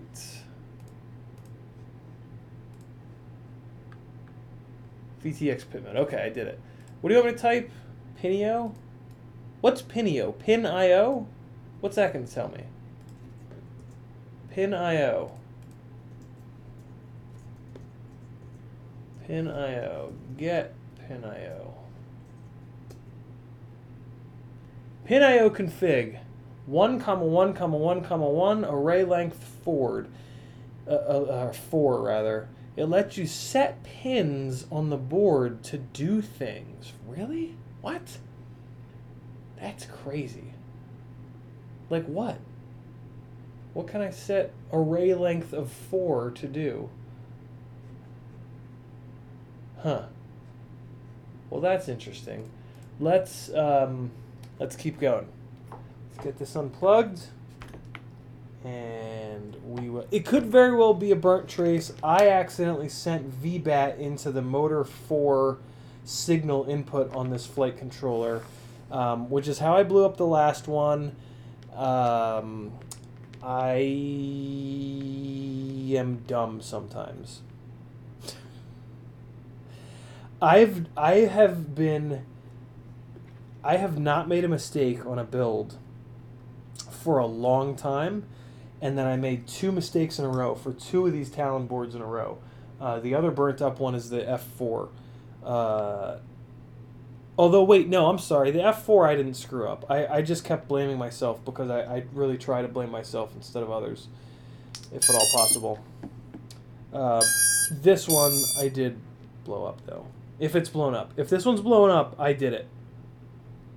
I will cop to that. So let's check the camera pins first. Oh, look at that. There's 5 volt. Okay. Okay. Let's check the VTX pads. And there's 5 volt. Wow. Okay. Wow. Okay. So I didn't need to tear this apart. Oh, that's so annoying. Oh. I hope you guys learn from my mistakes lately. I swear to God, I don't make this many build mistakes normally. No, it's not that. It's not that. I usually try to cop to this stuff, but it's not that at all. It's that it just it's beyond in pit mode, Ty. These board manufacturers are building in. I don't fully know it, but basically they're building in. Oh man, it's to do like the full VTX power cut pit mode. They have to do something different on the boards now, and they're doing that, and I'm not used to that, nor do I have any interest in that because I don't race. So I don't fully understand it, but now I'm... No, it's not that, Noah. This is on purpose. This is so that I can put that VTX pit mode that I just showed you guys in the mode, I can put that on a switch, and I can full-blown cut the power to the VTX. You know what? They're building... That's what it is. They're building the VTX pit mode into the flight controller so that it, instead of just sending a signal to the VTX that says, hey, I want you to go into pit mode now, it full-on cuts the power. That's what it is. Yeah, in this flight controller, you can fully cut the power to, it looks like both the VTX and the camera with their pit mode, which is pretty damn cool for a racer. But it wasted a bunch of my time because I'm an ignorant asshole and I didn't... and I started tearing this thing apart. Okay, so that's the lesson, I guess. Don't tear it apart until you do the one thing that you think couldn't possibly be real, but is easy to do within the goddamn software. Oh man! Oh, I can't believe it! I can't believe I ripped this thing apart again, instead of just going in and what really makes me upset is when I flashed this, I saw that the VTX pit mode. Yeah, I gotta change it back to VBAT. I saw that. Thank you, Chris. Oh my God, that would have been full blown quitting FPV if I'd forgotten to put this back to VBAT. How many people, by show of e-hands in the chat, how many people have come very close to quitting the hobby? At least once. I think I'm like half a dozen. But make me feel better that I'm not the only one that fully. Yeah, no, it does kind of seem backwards on the slider, but I guess they have to do it that way. Um, yeah, I've had a couple times where I've uh, truly been like, nope, can't do it anymore, not worth it. It's too frustrating, and I almost quit, and then something brings me back. The fact that we can fly in the air brings me back, and I come back. All right. Oh my god. Oh my god. Yeah, rage quitting. That's all right. Come on, more people. More people tell me that you've almost quit because it'll make me feel better. It's not just me though. Brad almost quit a bunch of times. I see when I almost quit, I keep to myself for the most part. When Brad McManus FPV almost quit a couple times, he like called me. He's like, "Dude, I'm done. I'm done. I'm over it." So I had the fun job of talking him off the ledge and being like, "Nah, dude, if I have to," basically what I've said to him is, if I have to deal with this shit, then you do too. Like, you will not ditch out on me and force me to be the only one doing this. Because him and I have always had like a hobby in common. Not always. We didn't have a hobby in common for a bunch of years, and we didn't talk, and we're best friends. We've been best friends for a long time. We met through Airsoft, a hobby that we both went totally bananas with. Yeah, we've been just pouring our time into hobbies ever since. Oh, that's cool. Noah says the DJI system has really like revived him into FPV. That's super cool. Lost Johnny says we're at the cutting edge of tech. We really are, and that's why this whole kick in the balls happened. It's 4:50 p.m. I am gonna put this back together all the way, and then we'll stop streaming. So get those questions in. Here comes a shameless Patreon plug for you guys. My Patreon is set up just like Joshua Bardwell's in that any tier gets you access to all the posts that I'm putting up, and I put up posts that are Patreon only with all kinds of stuff that I don't put anywhere else. Rough cuts of edits, little like articles that I've written. What else? I don't know, many things. Here it is. This is what you'll see as a patron. Just lots and lots and lots of posts. Here you go. Checking for physical vibrations every single time you put fresh motors onto a build. Blah, blah, blah, blah, blah. These are all the things that I have learned in 2.5 years of being in this hobby that will help you from bashing your head against the wall and possibly quitting the goddamn hobby. So for as little as $3, you can potentially not quit the hobby, and yeah, that'll be a good thing. Because it is a great hobby, but you have to get past the there's a lot of pains in the ass. So yeah, do it. Come hang out with all of us on Patreon. I know a lot of people in here are already on the Patreon. You guys are awesome. I love all of you. It truly, truly gives me it just keeps me honest, and it keeps me working towards getting these micros into a place where they can produce some amazing footage. And I think we're so close, and we just need to keep our heads down and keep going with it. And it's frustrating. It's very easy for me to just pick up one of my 5-inch rigs and go shred, and like the PIDs work perfectly, the footage is amazing, but there is light at the end of the tunnel. There is some wicked stuff coming, some wicked cool stuff coming for micros such as the RunCam Hybrid, and yeah, we can do it. We can have something that's less obtrusive, that we can fly anywhere, and we can get good footage out of. But we just have to keep going. We got to keep going. I'm checking right now the where the wires are being routed under and in between the flight controller and the ESC, because if they are not routed correctly, they will rub against the flight controller, and then that will give you bad gyro data. And now I have to scrape the... Okay, so what I do with the little M2 hardware, because it loves to back out, is I put a glob of welders on top of the little plastic nuts.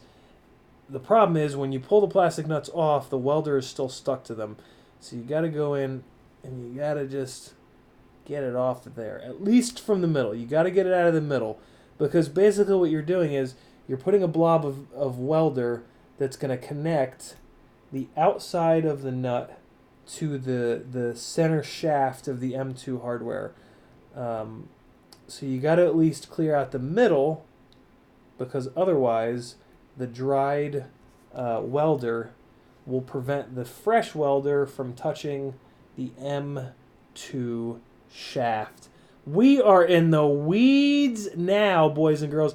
You know, being running Joshua's stream with so many more viewers, like really kind of reminded me that I should probably keep things a little bit more high level and maybe not go quite so ranty and deep into the weeds, because not many people are fully committed to being total lunatics. But if you don't want to go into the weeds, I feel like maybe there's a million other people for you to watch. So I don't know. Maybe it's the only reason why any of you guys are watching me, basically, is I think what I'm trying to say. Guys, I got my Miata back. And it's not perfect, but it has a working engine again. And I drove it 5 hours from Charleston to here. For those that don't know, it blew up during the move 3-4 months ago. My wife and I moved from Charleston to here in Atlanta, Georgia, and Kristen drove her car with the cat in it. I drove the U-Haul, and my buddy Brad drove my Miata. And my Miata has been in a varying state of it's a 99 NB2. I'm sorry, NB1 rather. It's the first gen of the second gen. NB means that it's the second gen of Miata. NB1 means it's the first gen of that second gen. And I blew up the OEM motor, because in the wintertime in New Jersey, I was being very lazy about putting oil in it, and it ran low on oil. It was using more oil than I thought. It ran low on oil, and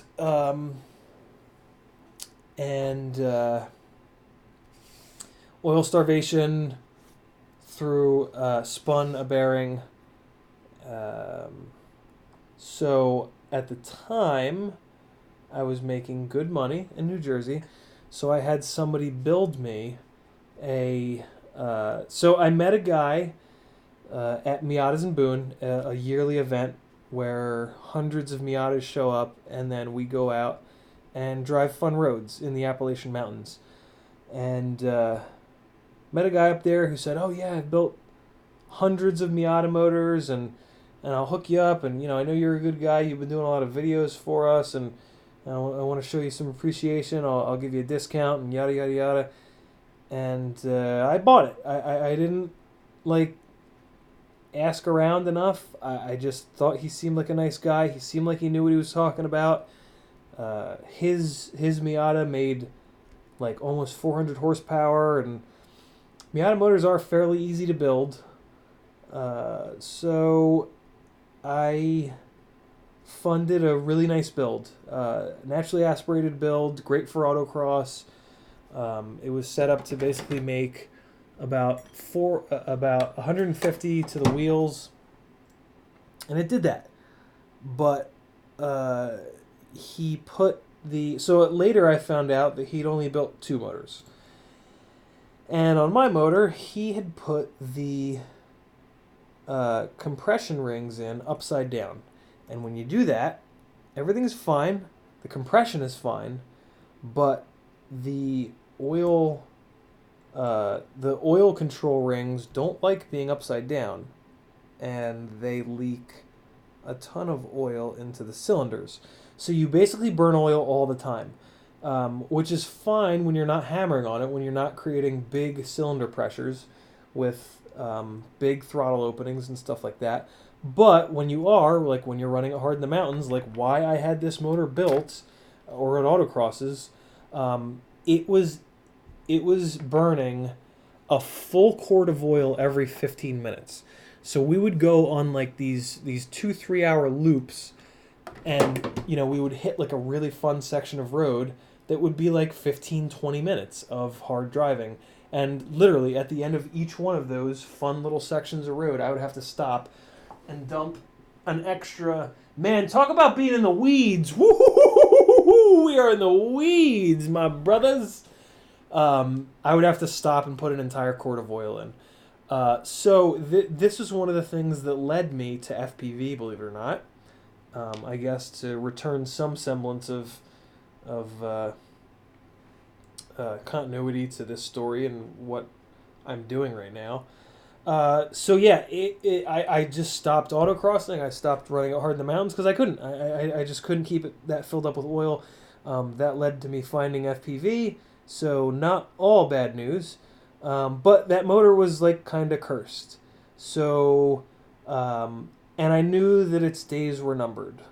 Didn't realize quite how numbered, but hey, it is what it is. So my buddy Brad gets into my Miata. He was going to be driving it here during the move, and 20 minutes into the move, the car lost power. He pulled it over. Big old plume of gray smoke out of the hood. Gray smoke is typically head gasket related. It is usually a mixture of antifreeze and oil. And yeah, the motor blew. It got so hot. Not fully sure of why it got so hot, but it got hot enough that it cooked the. I had painted the valve cover with high temp engine paint, and the engine got hot enough that paint was flaking off. So it got real hot. It also got hot enough to break the crankshaft, and the crankshaft is not typically something that breaks on Miatas. It's a very stout crankshaft that's in those cars. So yeah, man, it got real hot. Not Brad's fault. Not at all. Absolutely not Brad's fault. I did not even remotely tell him, hey, keep your eye on the temperature gauge, because I've never had problems with it. So yeah, absolutely no fault of his. My own fault for not having that motor fixed, but it blew up, and that was that. So we waited 4 hours for a tow truck. Eventually the tow truck comes, and the car was stuck in Charleston, and it's been stuck in Charleston ever since then. I had to wait a little bit to be able to have the money for a motor swap. Luckily, Miatas are hands down the cheapest performance car you could ever imagine.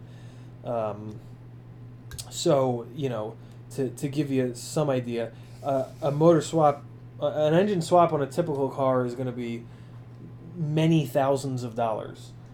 Whereas for the Miata, and this would have been a lot cheaper, like as little as a couple years ago, but my motor is actually getting a little bit harder to find.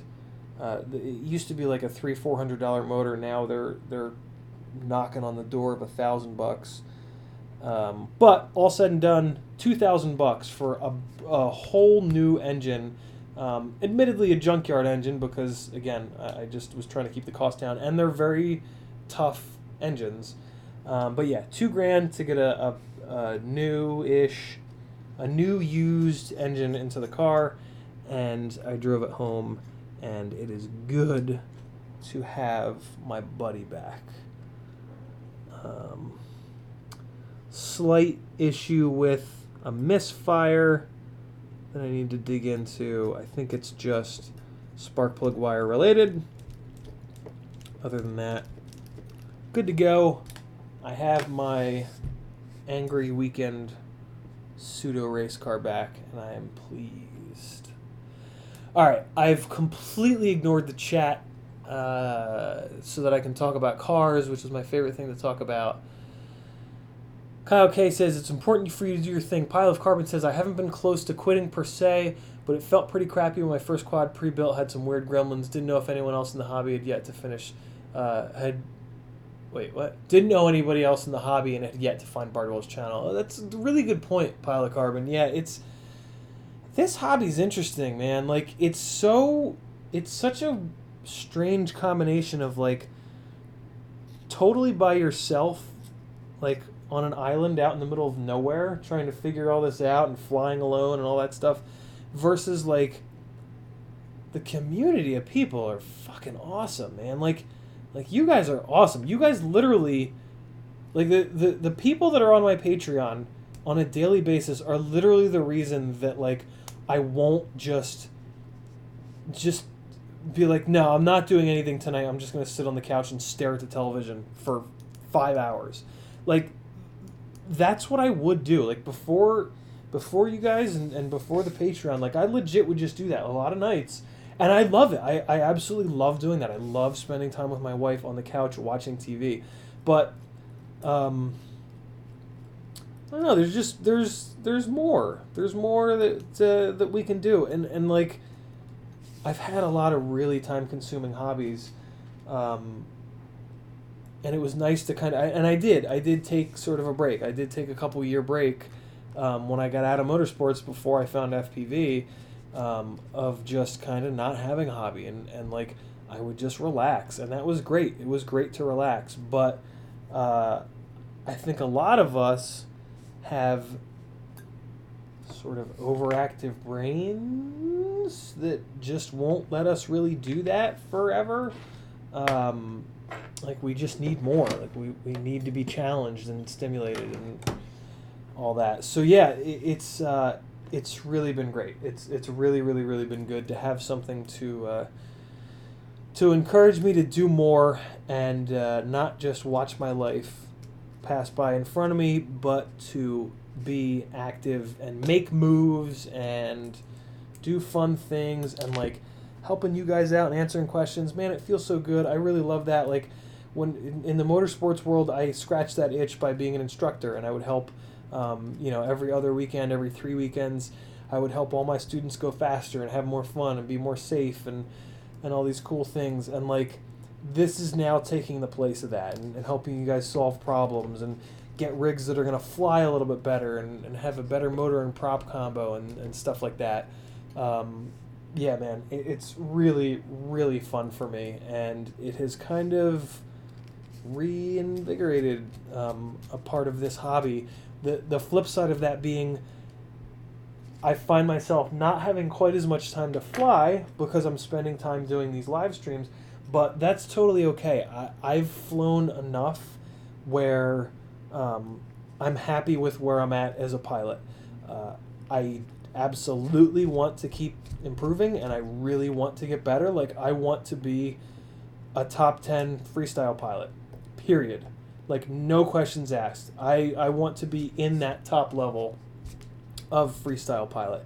It's just this random, whatever, personal goal of mine. Like, I love flying. I love being good at it. I love that we can take a camera, a GoPro, a Hero 7, a Session, and put it into these insane situations and these insane locations and move it around with this, like, incredible fluidity.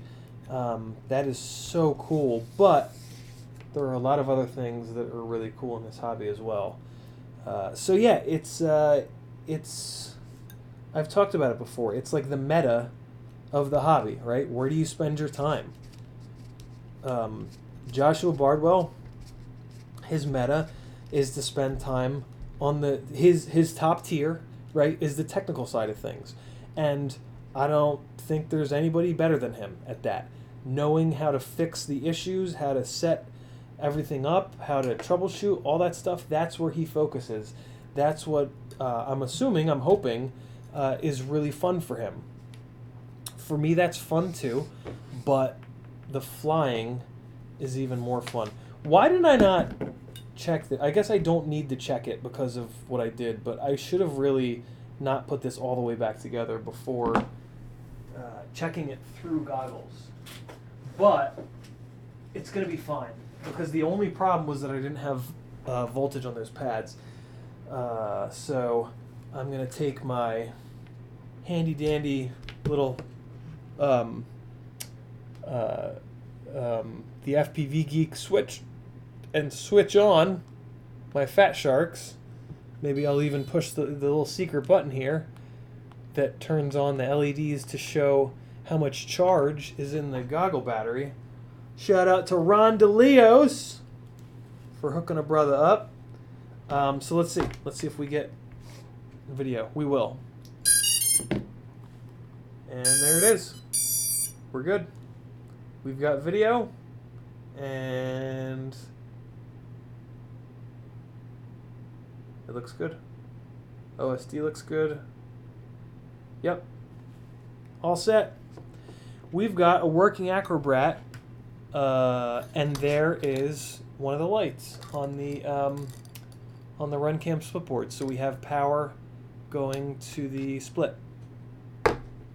So yeah, that's how you fix the power output on a Talon F7 MPU 6000. Very interesting that they're building that pit mode into the boards now. I hope that we all learn something today. Don't tear your shit apart. If there's a chance that the I don't know. You guys have been following along. You know what I'm trying to say. I have again been completely ignoring the chat, but we're coming to the end of today's stream. I don't want to do a 4-hour marathon stream. I already have. I've been this is the 4th hour for me. My voice is shot. I can feel it. I have to pee. I have some more beer to drink and some more disgusting, apparently inappropriately aged, spoiled sake to drink. I guess I should go fly. It's 5 o'clock, but I think I'm just going to relax. I think I'm just going to go plop down on the couch and chill. I didn't get much sleep last night because I was nervous about effing up Joshua's stream. So maybe I'll take a little nap. Maybe it'll be a little nap o'clock this Sunday. Actually, you know what I'm going to do? I'm going to message Steele to see if he's flying anywhere because I've been meaning to fly with him. Let's bring you guys back here. We'll answer questions with the camera over here. Because that worked really well. I'm really happy with the way the stream went on Joshua's channel. That seems to really go well. Couple little simple issues, but other than that, I thought that went pretty well. So I'll do that again this coming Sunday. He's going to be on tomorrow, but next Sunday I think I'm taking over again, and then I think maybe next Monday I'm taking over again as well. So I'm not going to have any voice, but that's okay. I will make the sacrifice for you awesome people. Let me get the chat pulled over to the left screen here. Cool. Acrobrat's fixed again. All I had to go is turn that weirdo VTX pit mode thing back on. Let's kill this. And I actually can't wait. If I don't pee now, I will pee on the floor here. So let me give you guys another little edit here.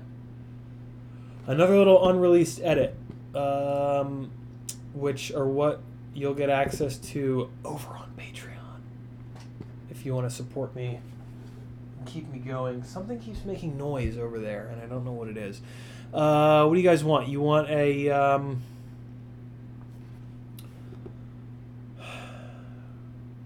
what can we do? It's a black box battery. That's going to be boring as shit.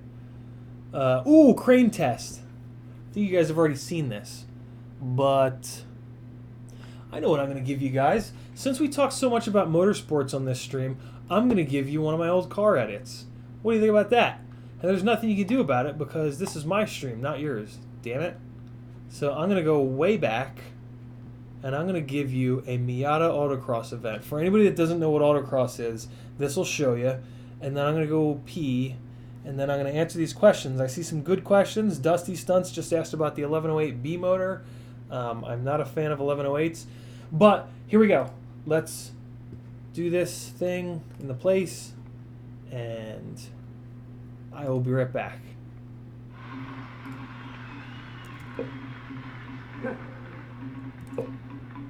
Oh, this will get me copyright strucken for sure. Wow!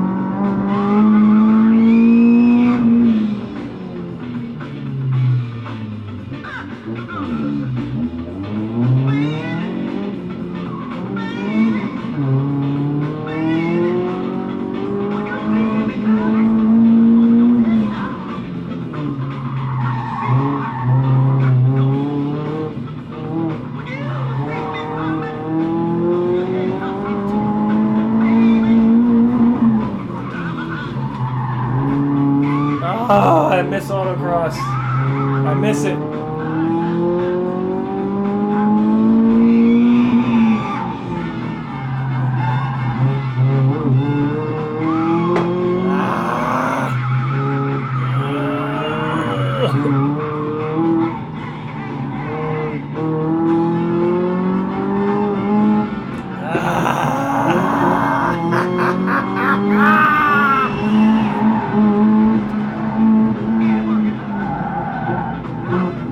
Dusty, hit me on Facebook. See how the FPV.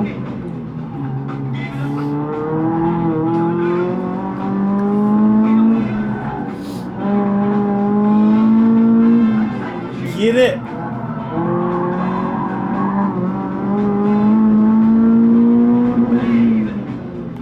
There it is, people. That's autocross.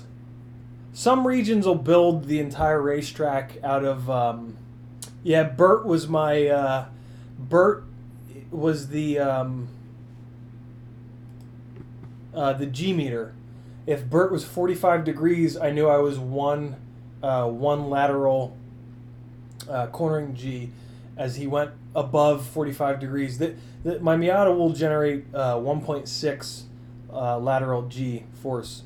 So I'd be able to tell by Bert. And like basically what I would try to do is put Bert straight forward under the brakes coming into a corner, and then I would try to slowly rock Bert around as I eased up off the brakes and dip the car into the corner, and then I would try to smoothly pull Bert back towards the back Anybody who has ever heard of or seen Initial D, in there they talk about this same thing with a cup of water when he's delivering sushi.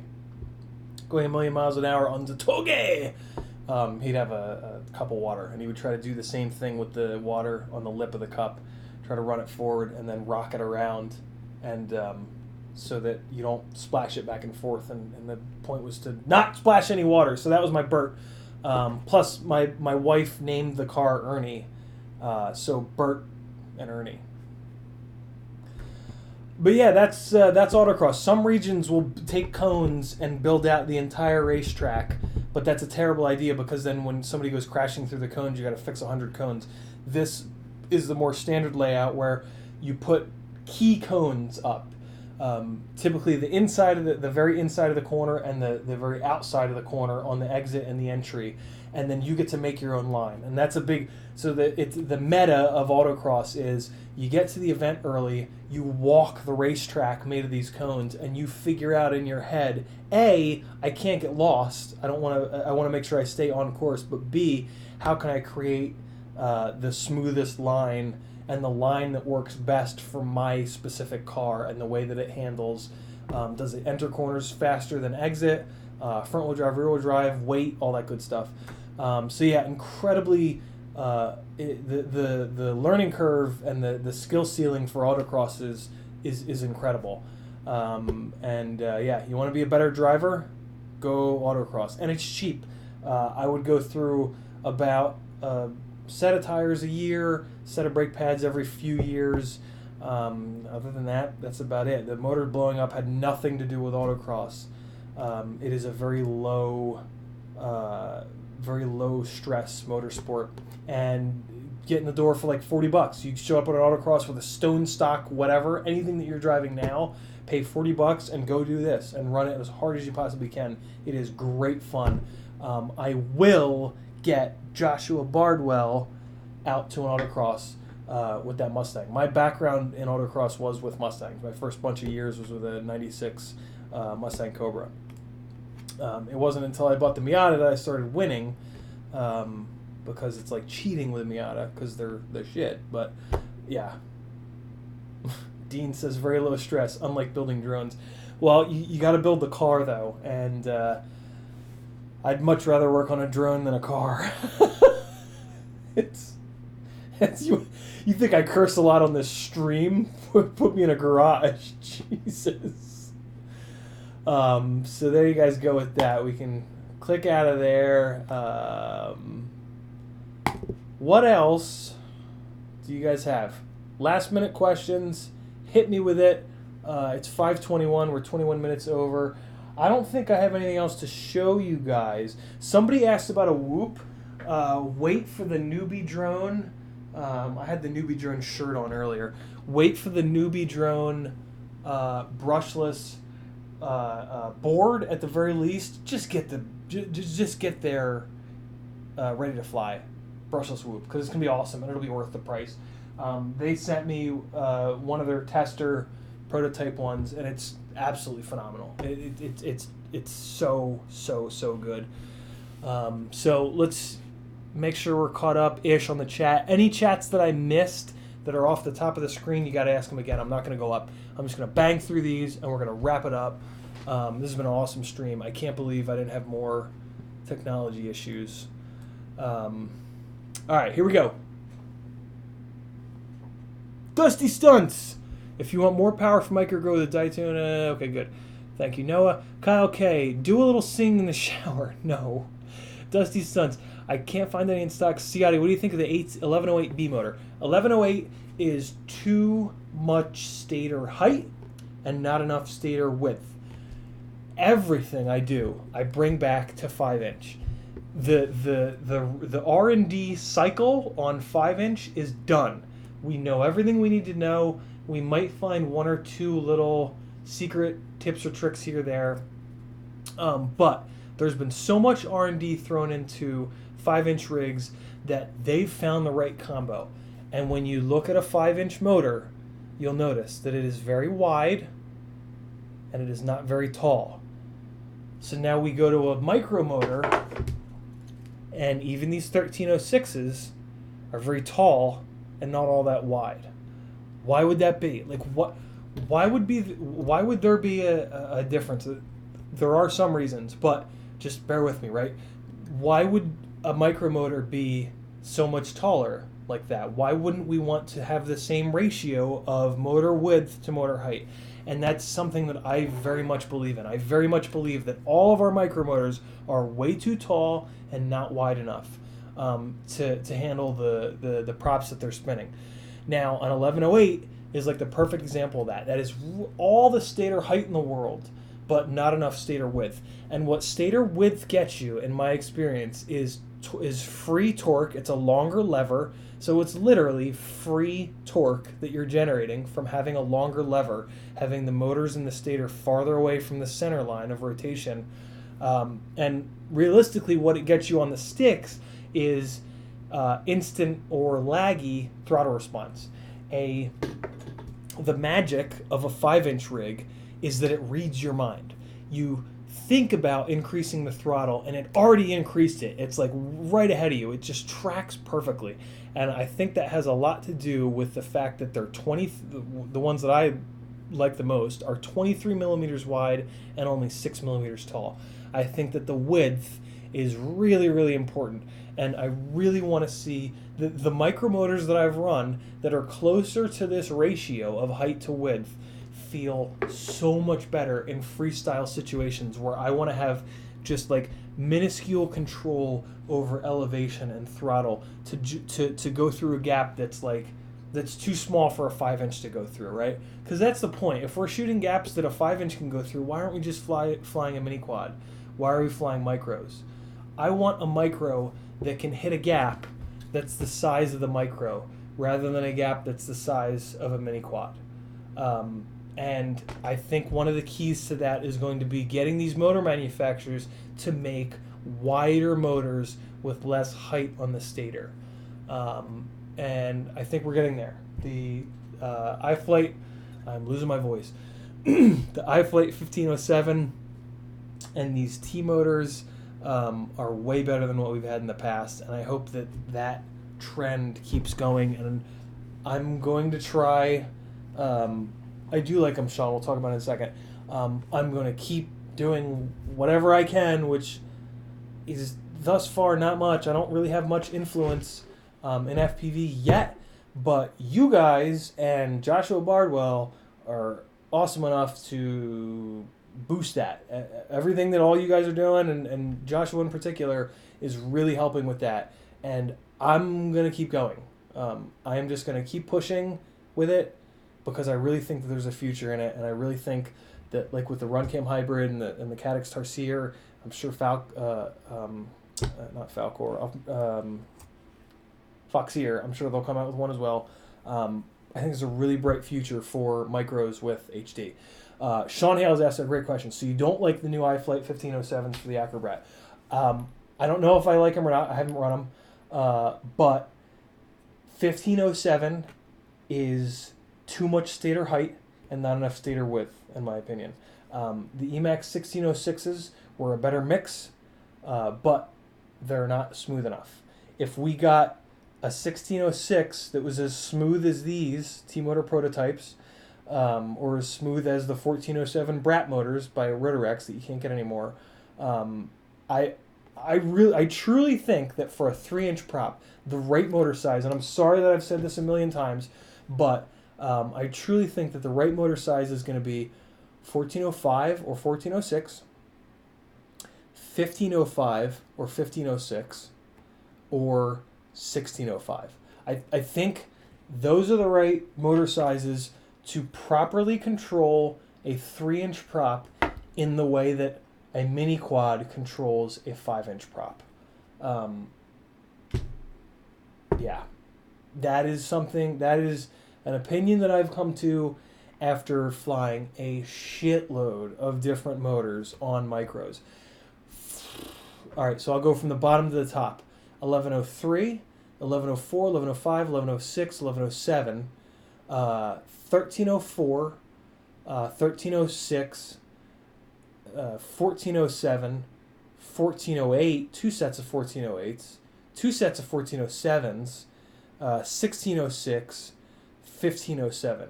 So those are all of the, I'm sure I missed a couple, but those are the majority of the micromotor sizes that I've flown over the last 2.5 years, and I've put them through every different prop you can possibly imagine. There's a pile of propellers on the ground. I literally have every single 2-inch, 2.5-inch, 3-inch prop that I've been able to find on the internet to buy in the last 2.5 years. I just buy them. They're cheap enough where if a new 2-inch prop comes out, I just buy it. It's $5, it's $4, it's $3, whatever. Get them. Maybe they're amazing. Maybe they suck. And I'll just throw them aside. It's $2, $3, whatever. So, yeah, that's what I've found. I'm just one person. I don't pretend to be the greatest pilot in the world. I hope that you think I'm a pretty decent micro pilot or just pilot in general. I've worked my ass off to get better and really improve as a pilot, because I think that if you're going to review gear, I think it's very important for you to be a decent pilot. One of the things that in my first year of flying is I would make changes and I would fly it and I'd be like, oh, I think it's better. I don't really know though. I think you have to be a really good pilot to even be able to tell the difference between X prop and Y prop. This motor and that motor. So yeah, again, going back to the meta of FPV, it's a real balance, and I've tried to strike a balance that allows me to evaluate products, and I've never thought about evaluating products for you guys. It's been for myself. It's been selfish of I want to get good enough to the point where I can tell what a good motor is, what a good prop is, and what combination of gear is going to allow me to perform better. Because that's really what it comes down to. If you have a quad that's built right, you will fly better, period. I can take almost anything and fly it decent, but for me to fly at my highest level, it has to be correct. It has to be, something that is dialed. 6S was such a wake-up call for me on that. The way that it tracks throttle, like we were talking about earlier, that was a really cool thing for me to kind of see that and be like, wow, I literally fly better when I have a rig that delivers the power quicker and more efficiently. So I think there's a lot to that. I think there's more to that than maybe we give credit. Let me get this awesome little Rondeleos present here. So I said 10 minutes ago I was going to blast through the comments, and then of course I got on a rant, as I do. Hope you guys love my rants because they're not stopping. Now I am going to jump back into the comments, bang through them, and wrap this thing up because it's 5:30, losing my voice. I need my voice for tomorrow night's stream, and that's it. Let's do this.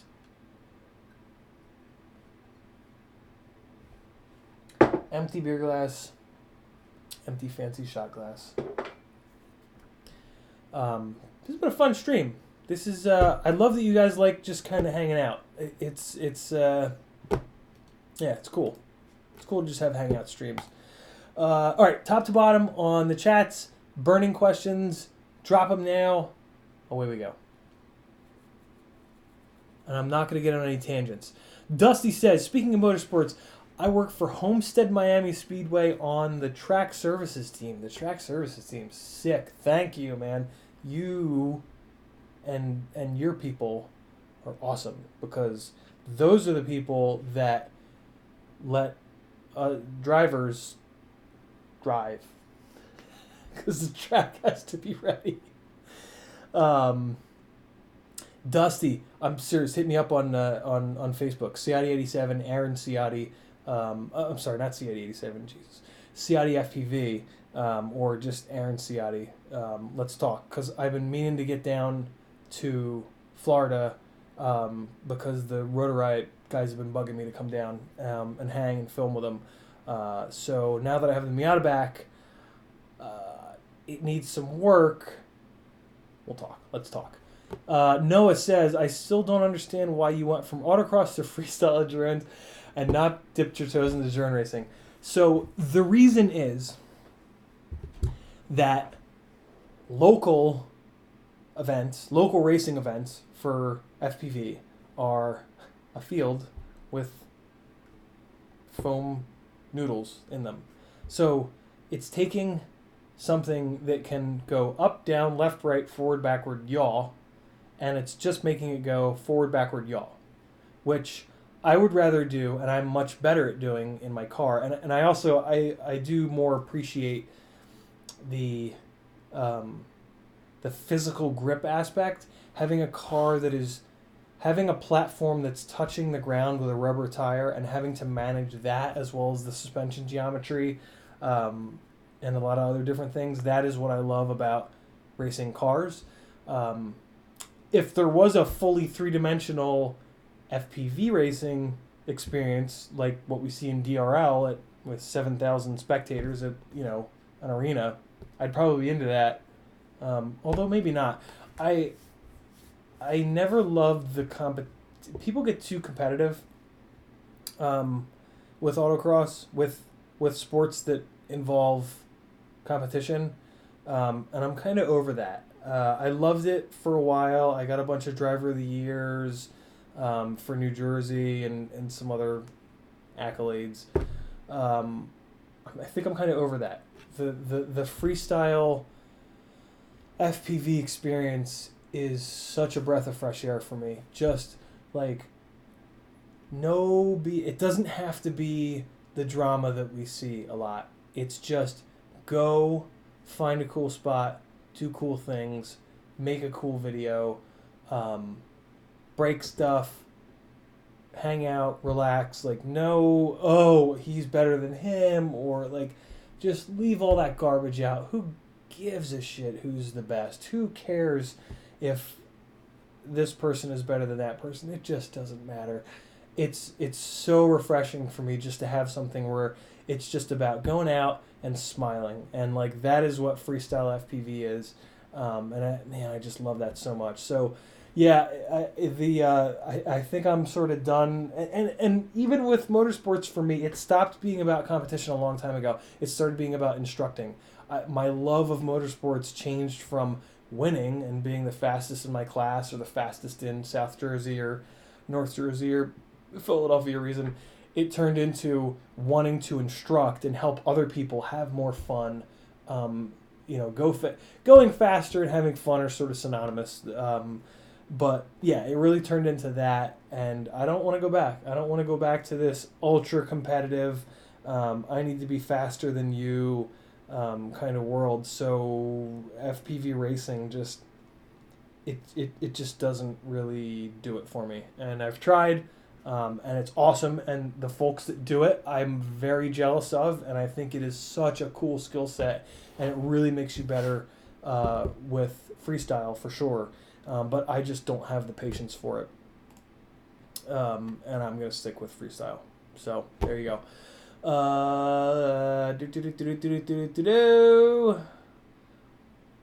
Kyle K, Scooter FPV, Dean, Want to Get Fly, Dusty Stunts. What setup would you... Ooh, Dusty Stunts with the awesome question. What setup would you suggest for chasing cars? Our road course is 4 miles long. And I would need the flight time to make it all the way around. So 4 miles is fine. 60, 70, 80 miles an hour on these racing drones, you'll gobble up those 4 miles. I don't know if you're going to have video and control link for that full 4 miles. Typically what FPV freestyle pilots do when they're going to shoot at Nürburgring, wherever, racetrack, is they'll do a section at a time. They'll see where they can stand to get good coverage for 5 or 6 or 7 consecutive corners, and they'll fly that over and over and over again, and then run 20 corners down the track, and then they can cover another 5 or 6 segment. But great question. Your setup is going to be 6S without shadow of a doubt. Has to be 6S. You're probably going to be doing like a 1300 or a 1500 mAh battery. Keep an eye on your frame weight. I think you want to go 5-inch because 6 and 7-inch are just not locked in enough yet for totally smooth jello-free flight footage. So I think you're going to go 5-inch, depending on the class of car that you're going to be chasing, right? Like GT cars, you're going to have to go big pitch on a prop that'll go 100 plus miles an hour. Drifting, you can get away with. So when I did the drift event, I flew this rig, 30-degree up tilt, my freestyle rig, didn't change a thing, which was so great because it was what I was totally comfortable with. If you want to start doing actual fast cars that are using grip instead of drift, you're probably going to need a little bit more speed. So yeah, go a little bit up on the pitch, go to like a 50-50 pitch, and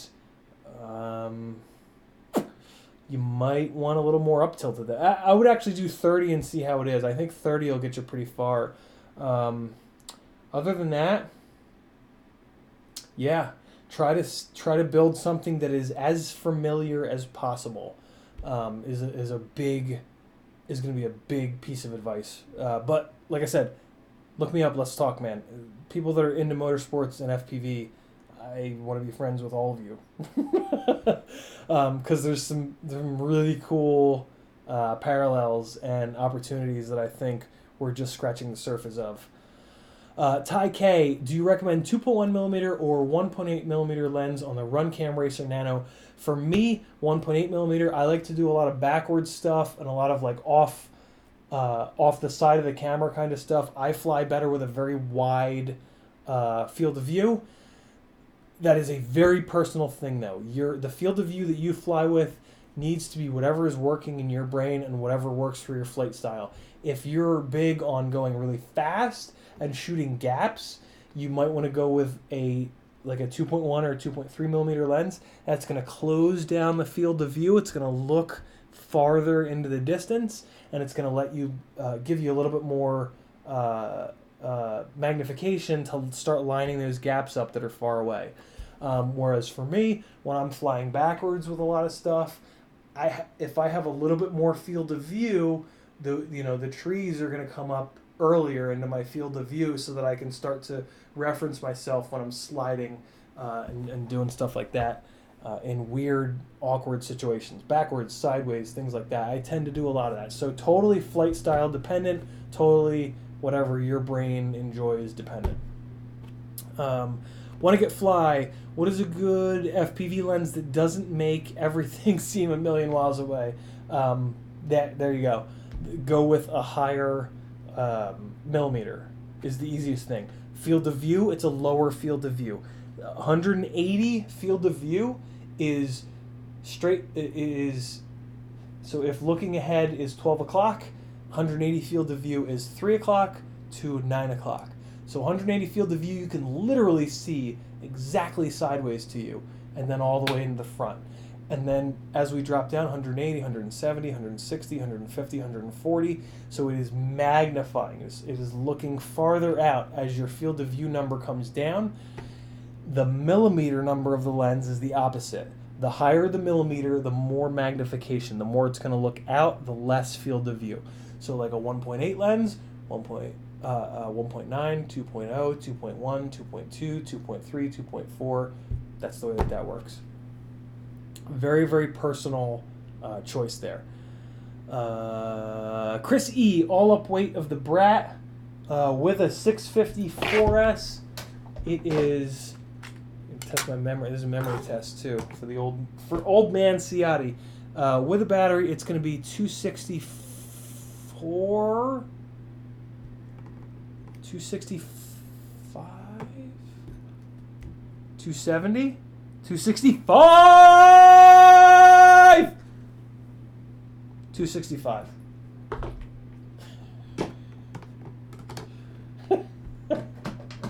I don't know. Your guess is as good as mine, guys. Bring it down here, Dusty Stunts, at some point, for sure. I got some work to do, though. Paul Taylor, if you want to brush swoop, get the Newbie Drone Hummingbird board. Yes. Newbie Drone Black Motors, floor blade plops. I keep saying plops. Newbie Drone gold motors with 3-blade props. TinyWhoop.com also has phenomenal motors and just whoop props. Newbie Drone, TinyWhoop.com. Get their stuff. It's better. It's not much more money. Do it. Scooter FPV, yes, going from 2207s to 2407s was a big time noticeable. For punch. Yeah, the 2207 to 2407 is a very drastic example. 2407 motor, you cannot overprop that. It will spin any prop because that 24 width on the stator is enough grunt, is enough torque to just crank any weight prop up and down. Speed it up, slow it down very, very easily. Great comment, Scooter. Sean Hales, we talked about that. Simon Saucy, totally forgot JP's stream. Wanna Get Fly has the CMW 1407 4200s, and I love them. It's a great size. I'd rather it be a 1406 or a 1405, but they don't exist. So yeah, 1407 4200 is a great KV for 4S on 3-inch prop. So I'm not surprised that you like that motor, man.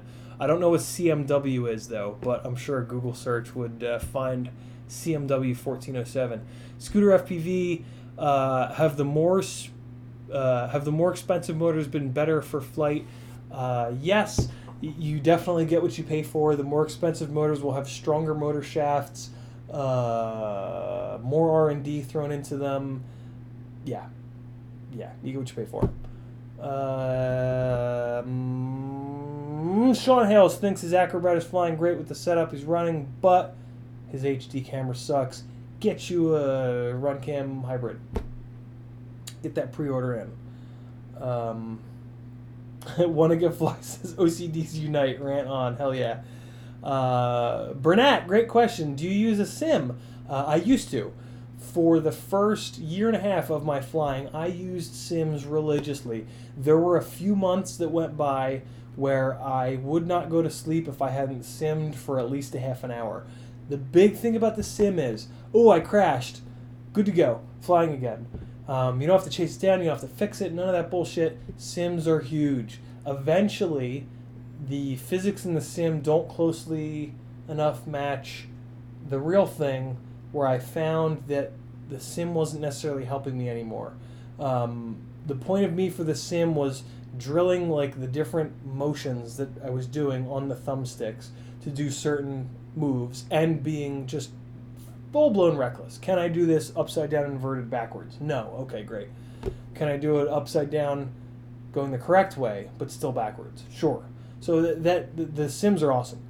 Hammer the sims. You can just fly the sim and put 100 hours in and then rip on the sticks, and somebody that's just been flying for real will be, in that same period of time, will be nowhere near you. So Velocidrone and Liftoff, those were my sims. I've spent a ton of time on those, and I really do recommend them.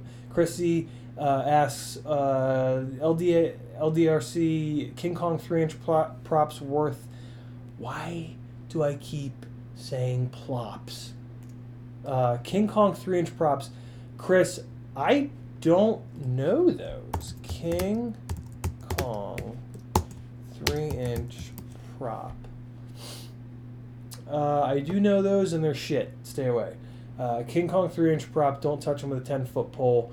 The 3-inch props you want are the Gemfan 3028s and the Emax Avan 3-inch props. Those are my favorites. Also, the Dow Cyclone 56 maybe, are really good as well. If you need something that's M5 mount. Alright. Good, okay. Definitely would like to see editing vids, Sean says. For sure, I'm going to do it. I just need to figure out what happened to Premiere. And what happened to this webcam. There it goes.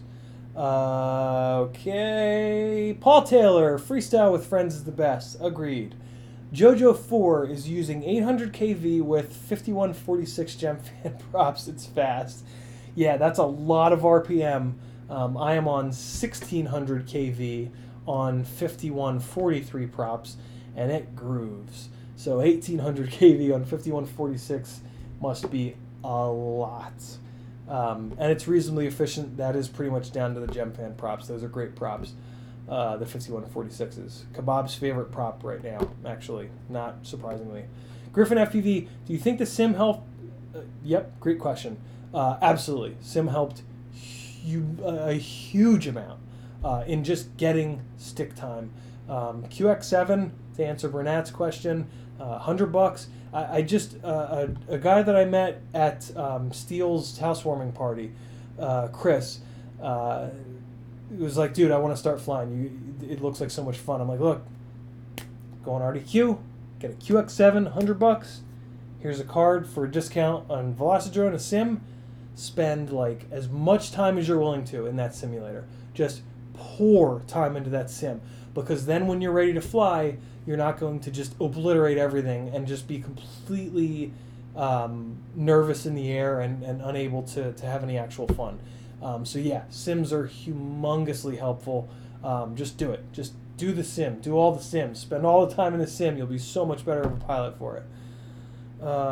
Sean Hales is running Turtle for HD and a Ratel for FPV. Love the Ratel, other than sometimes it desyncs with the rapid fire. That's annoying. That is annoying. Right, we're almost there. Want to get fly, says Kongs. I don't know what that means. Permit asks what transmitter, QX7, $100. Awesome.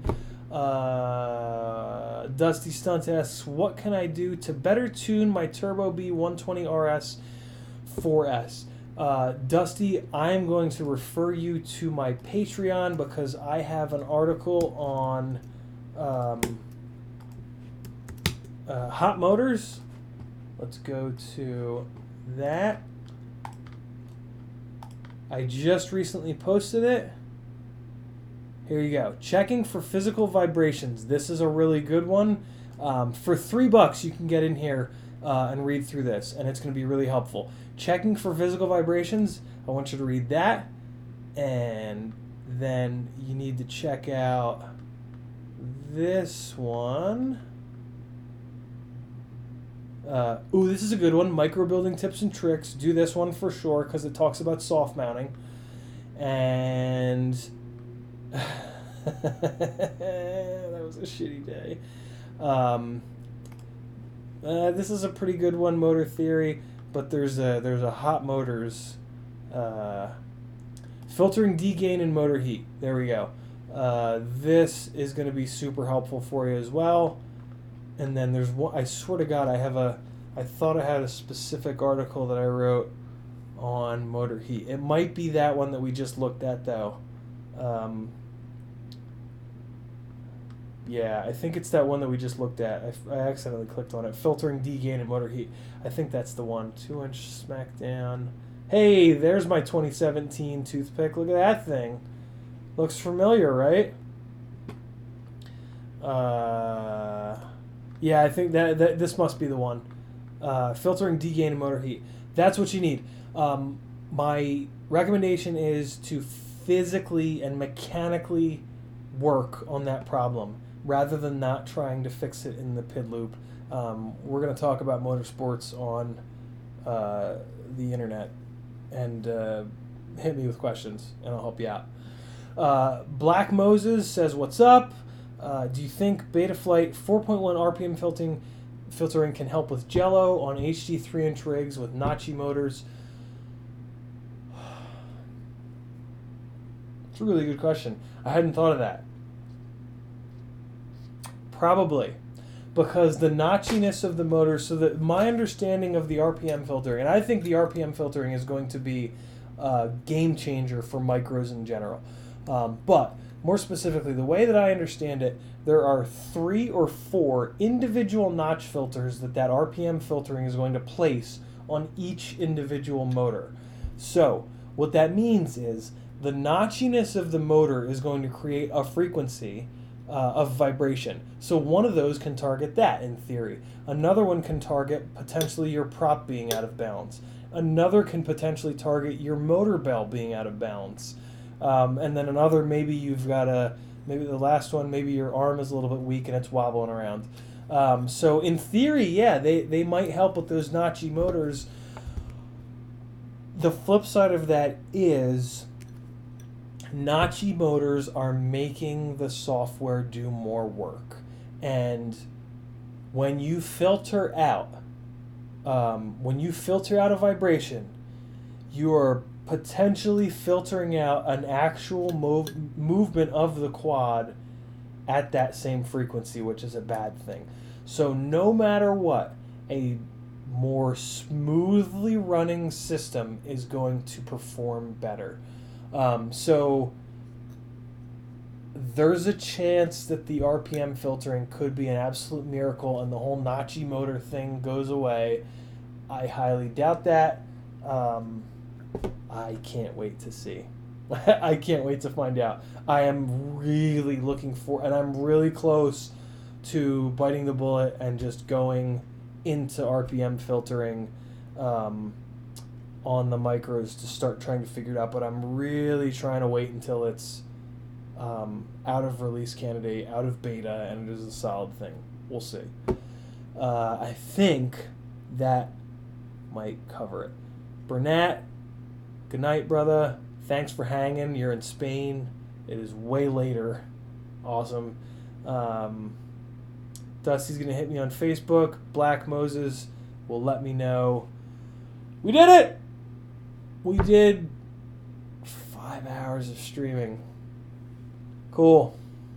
You guys rock. Patreon link again. Come join me over there. Lots of good benefits. I think that's about it. Let's wrap this up. Back to the webcam.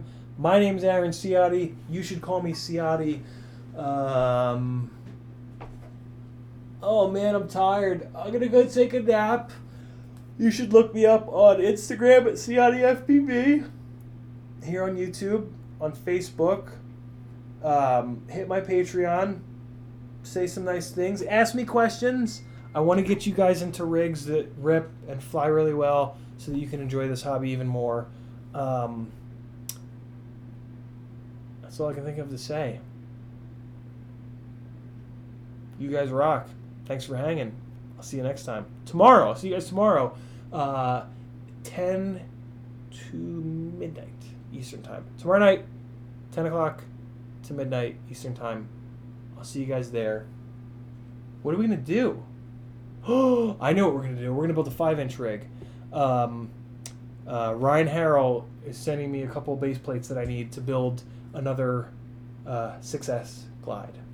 So we're going to build a clone of this guy.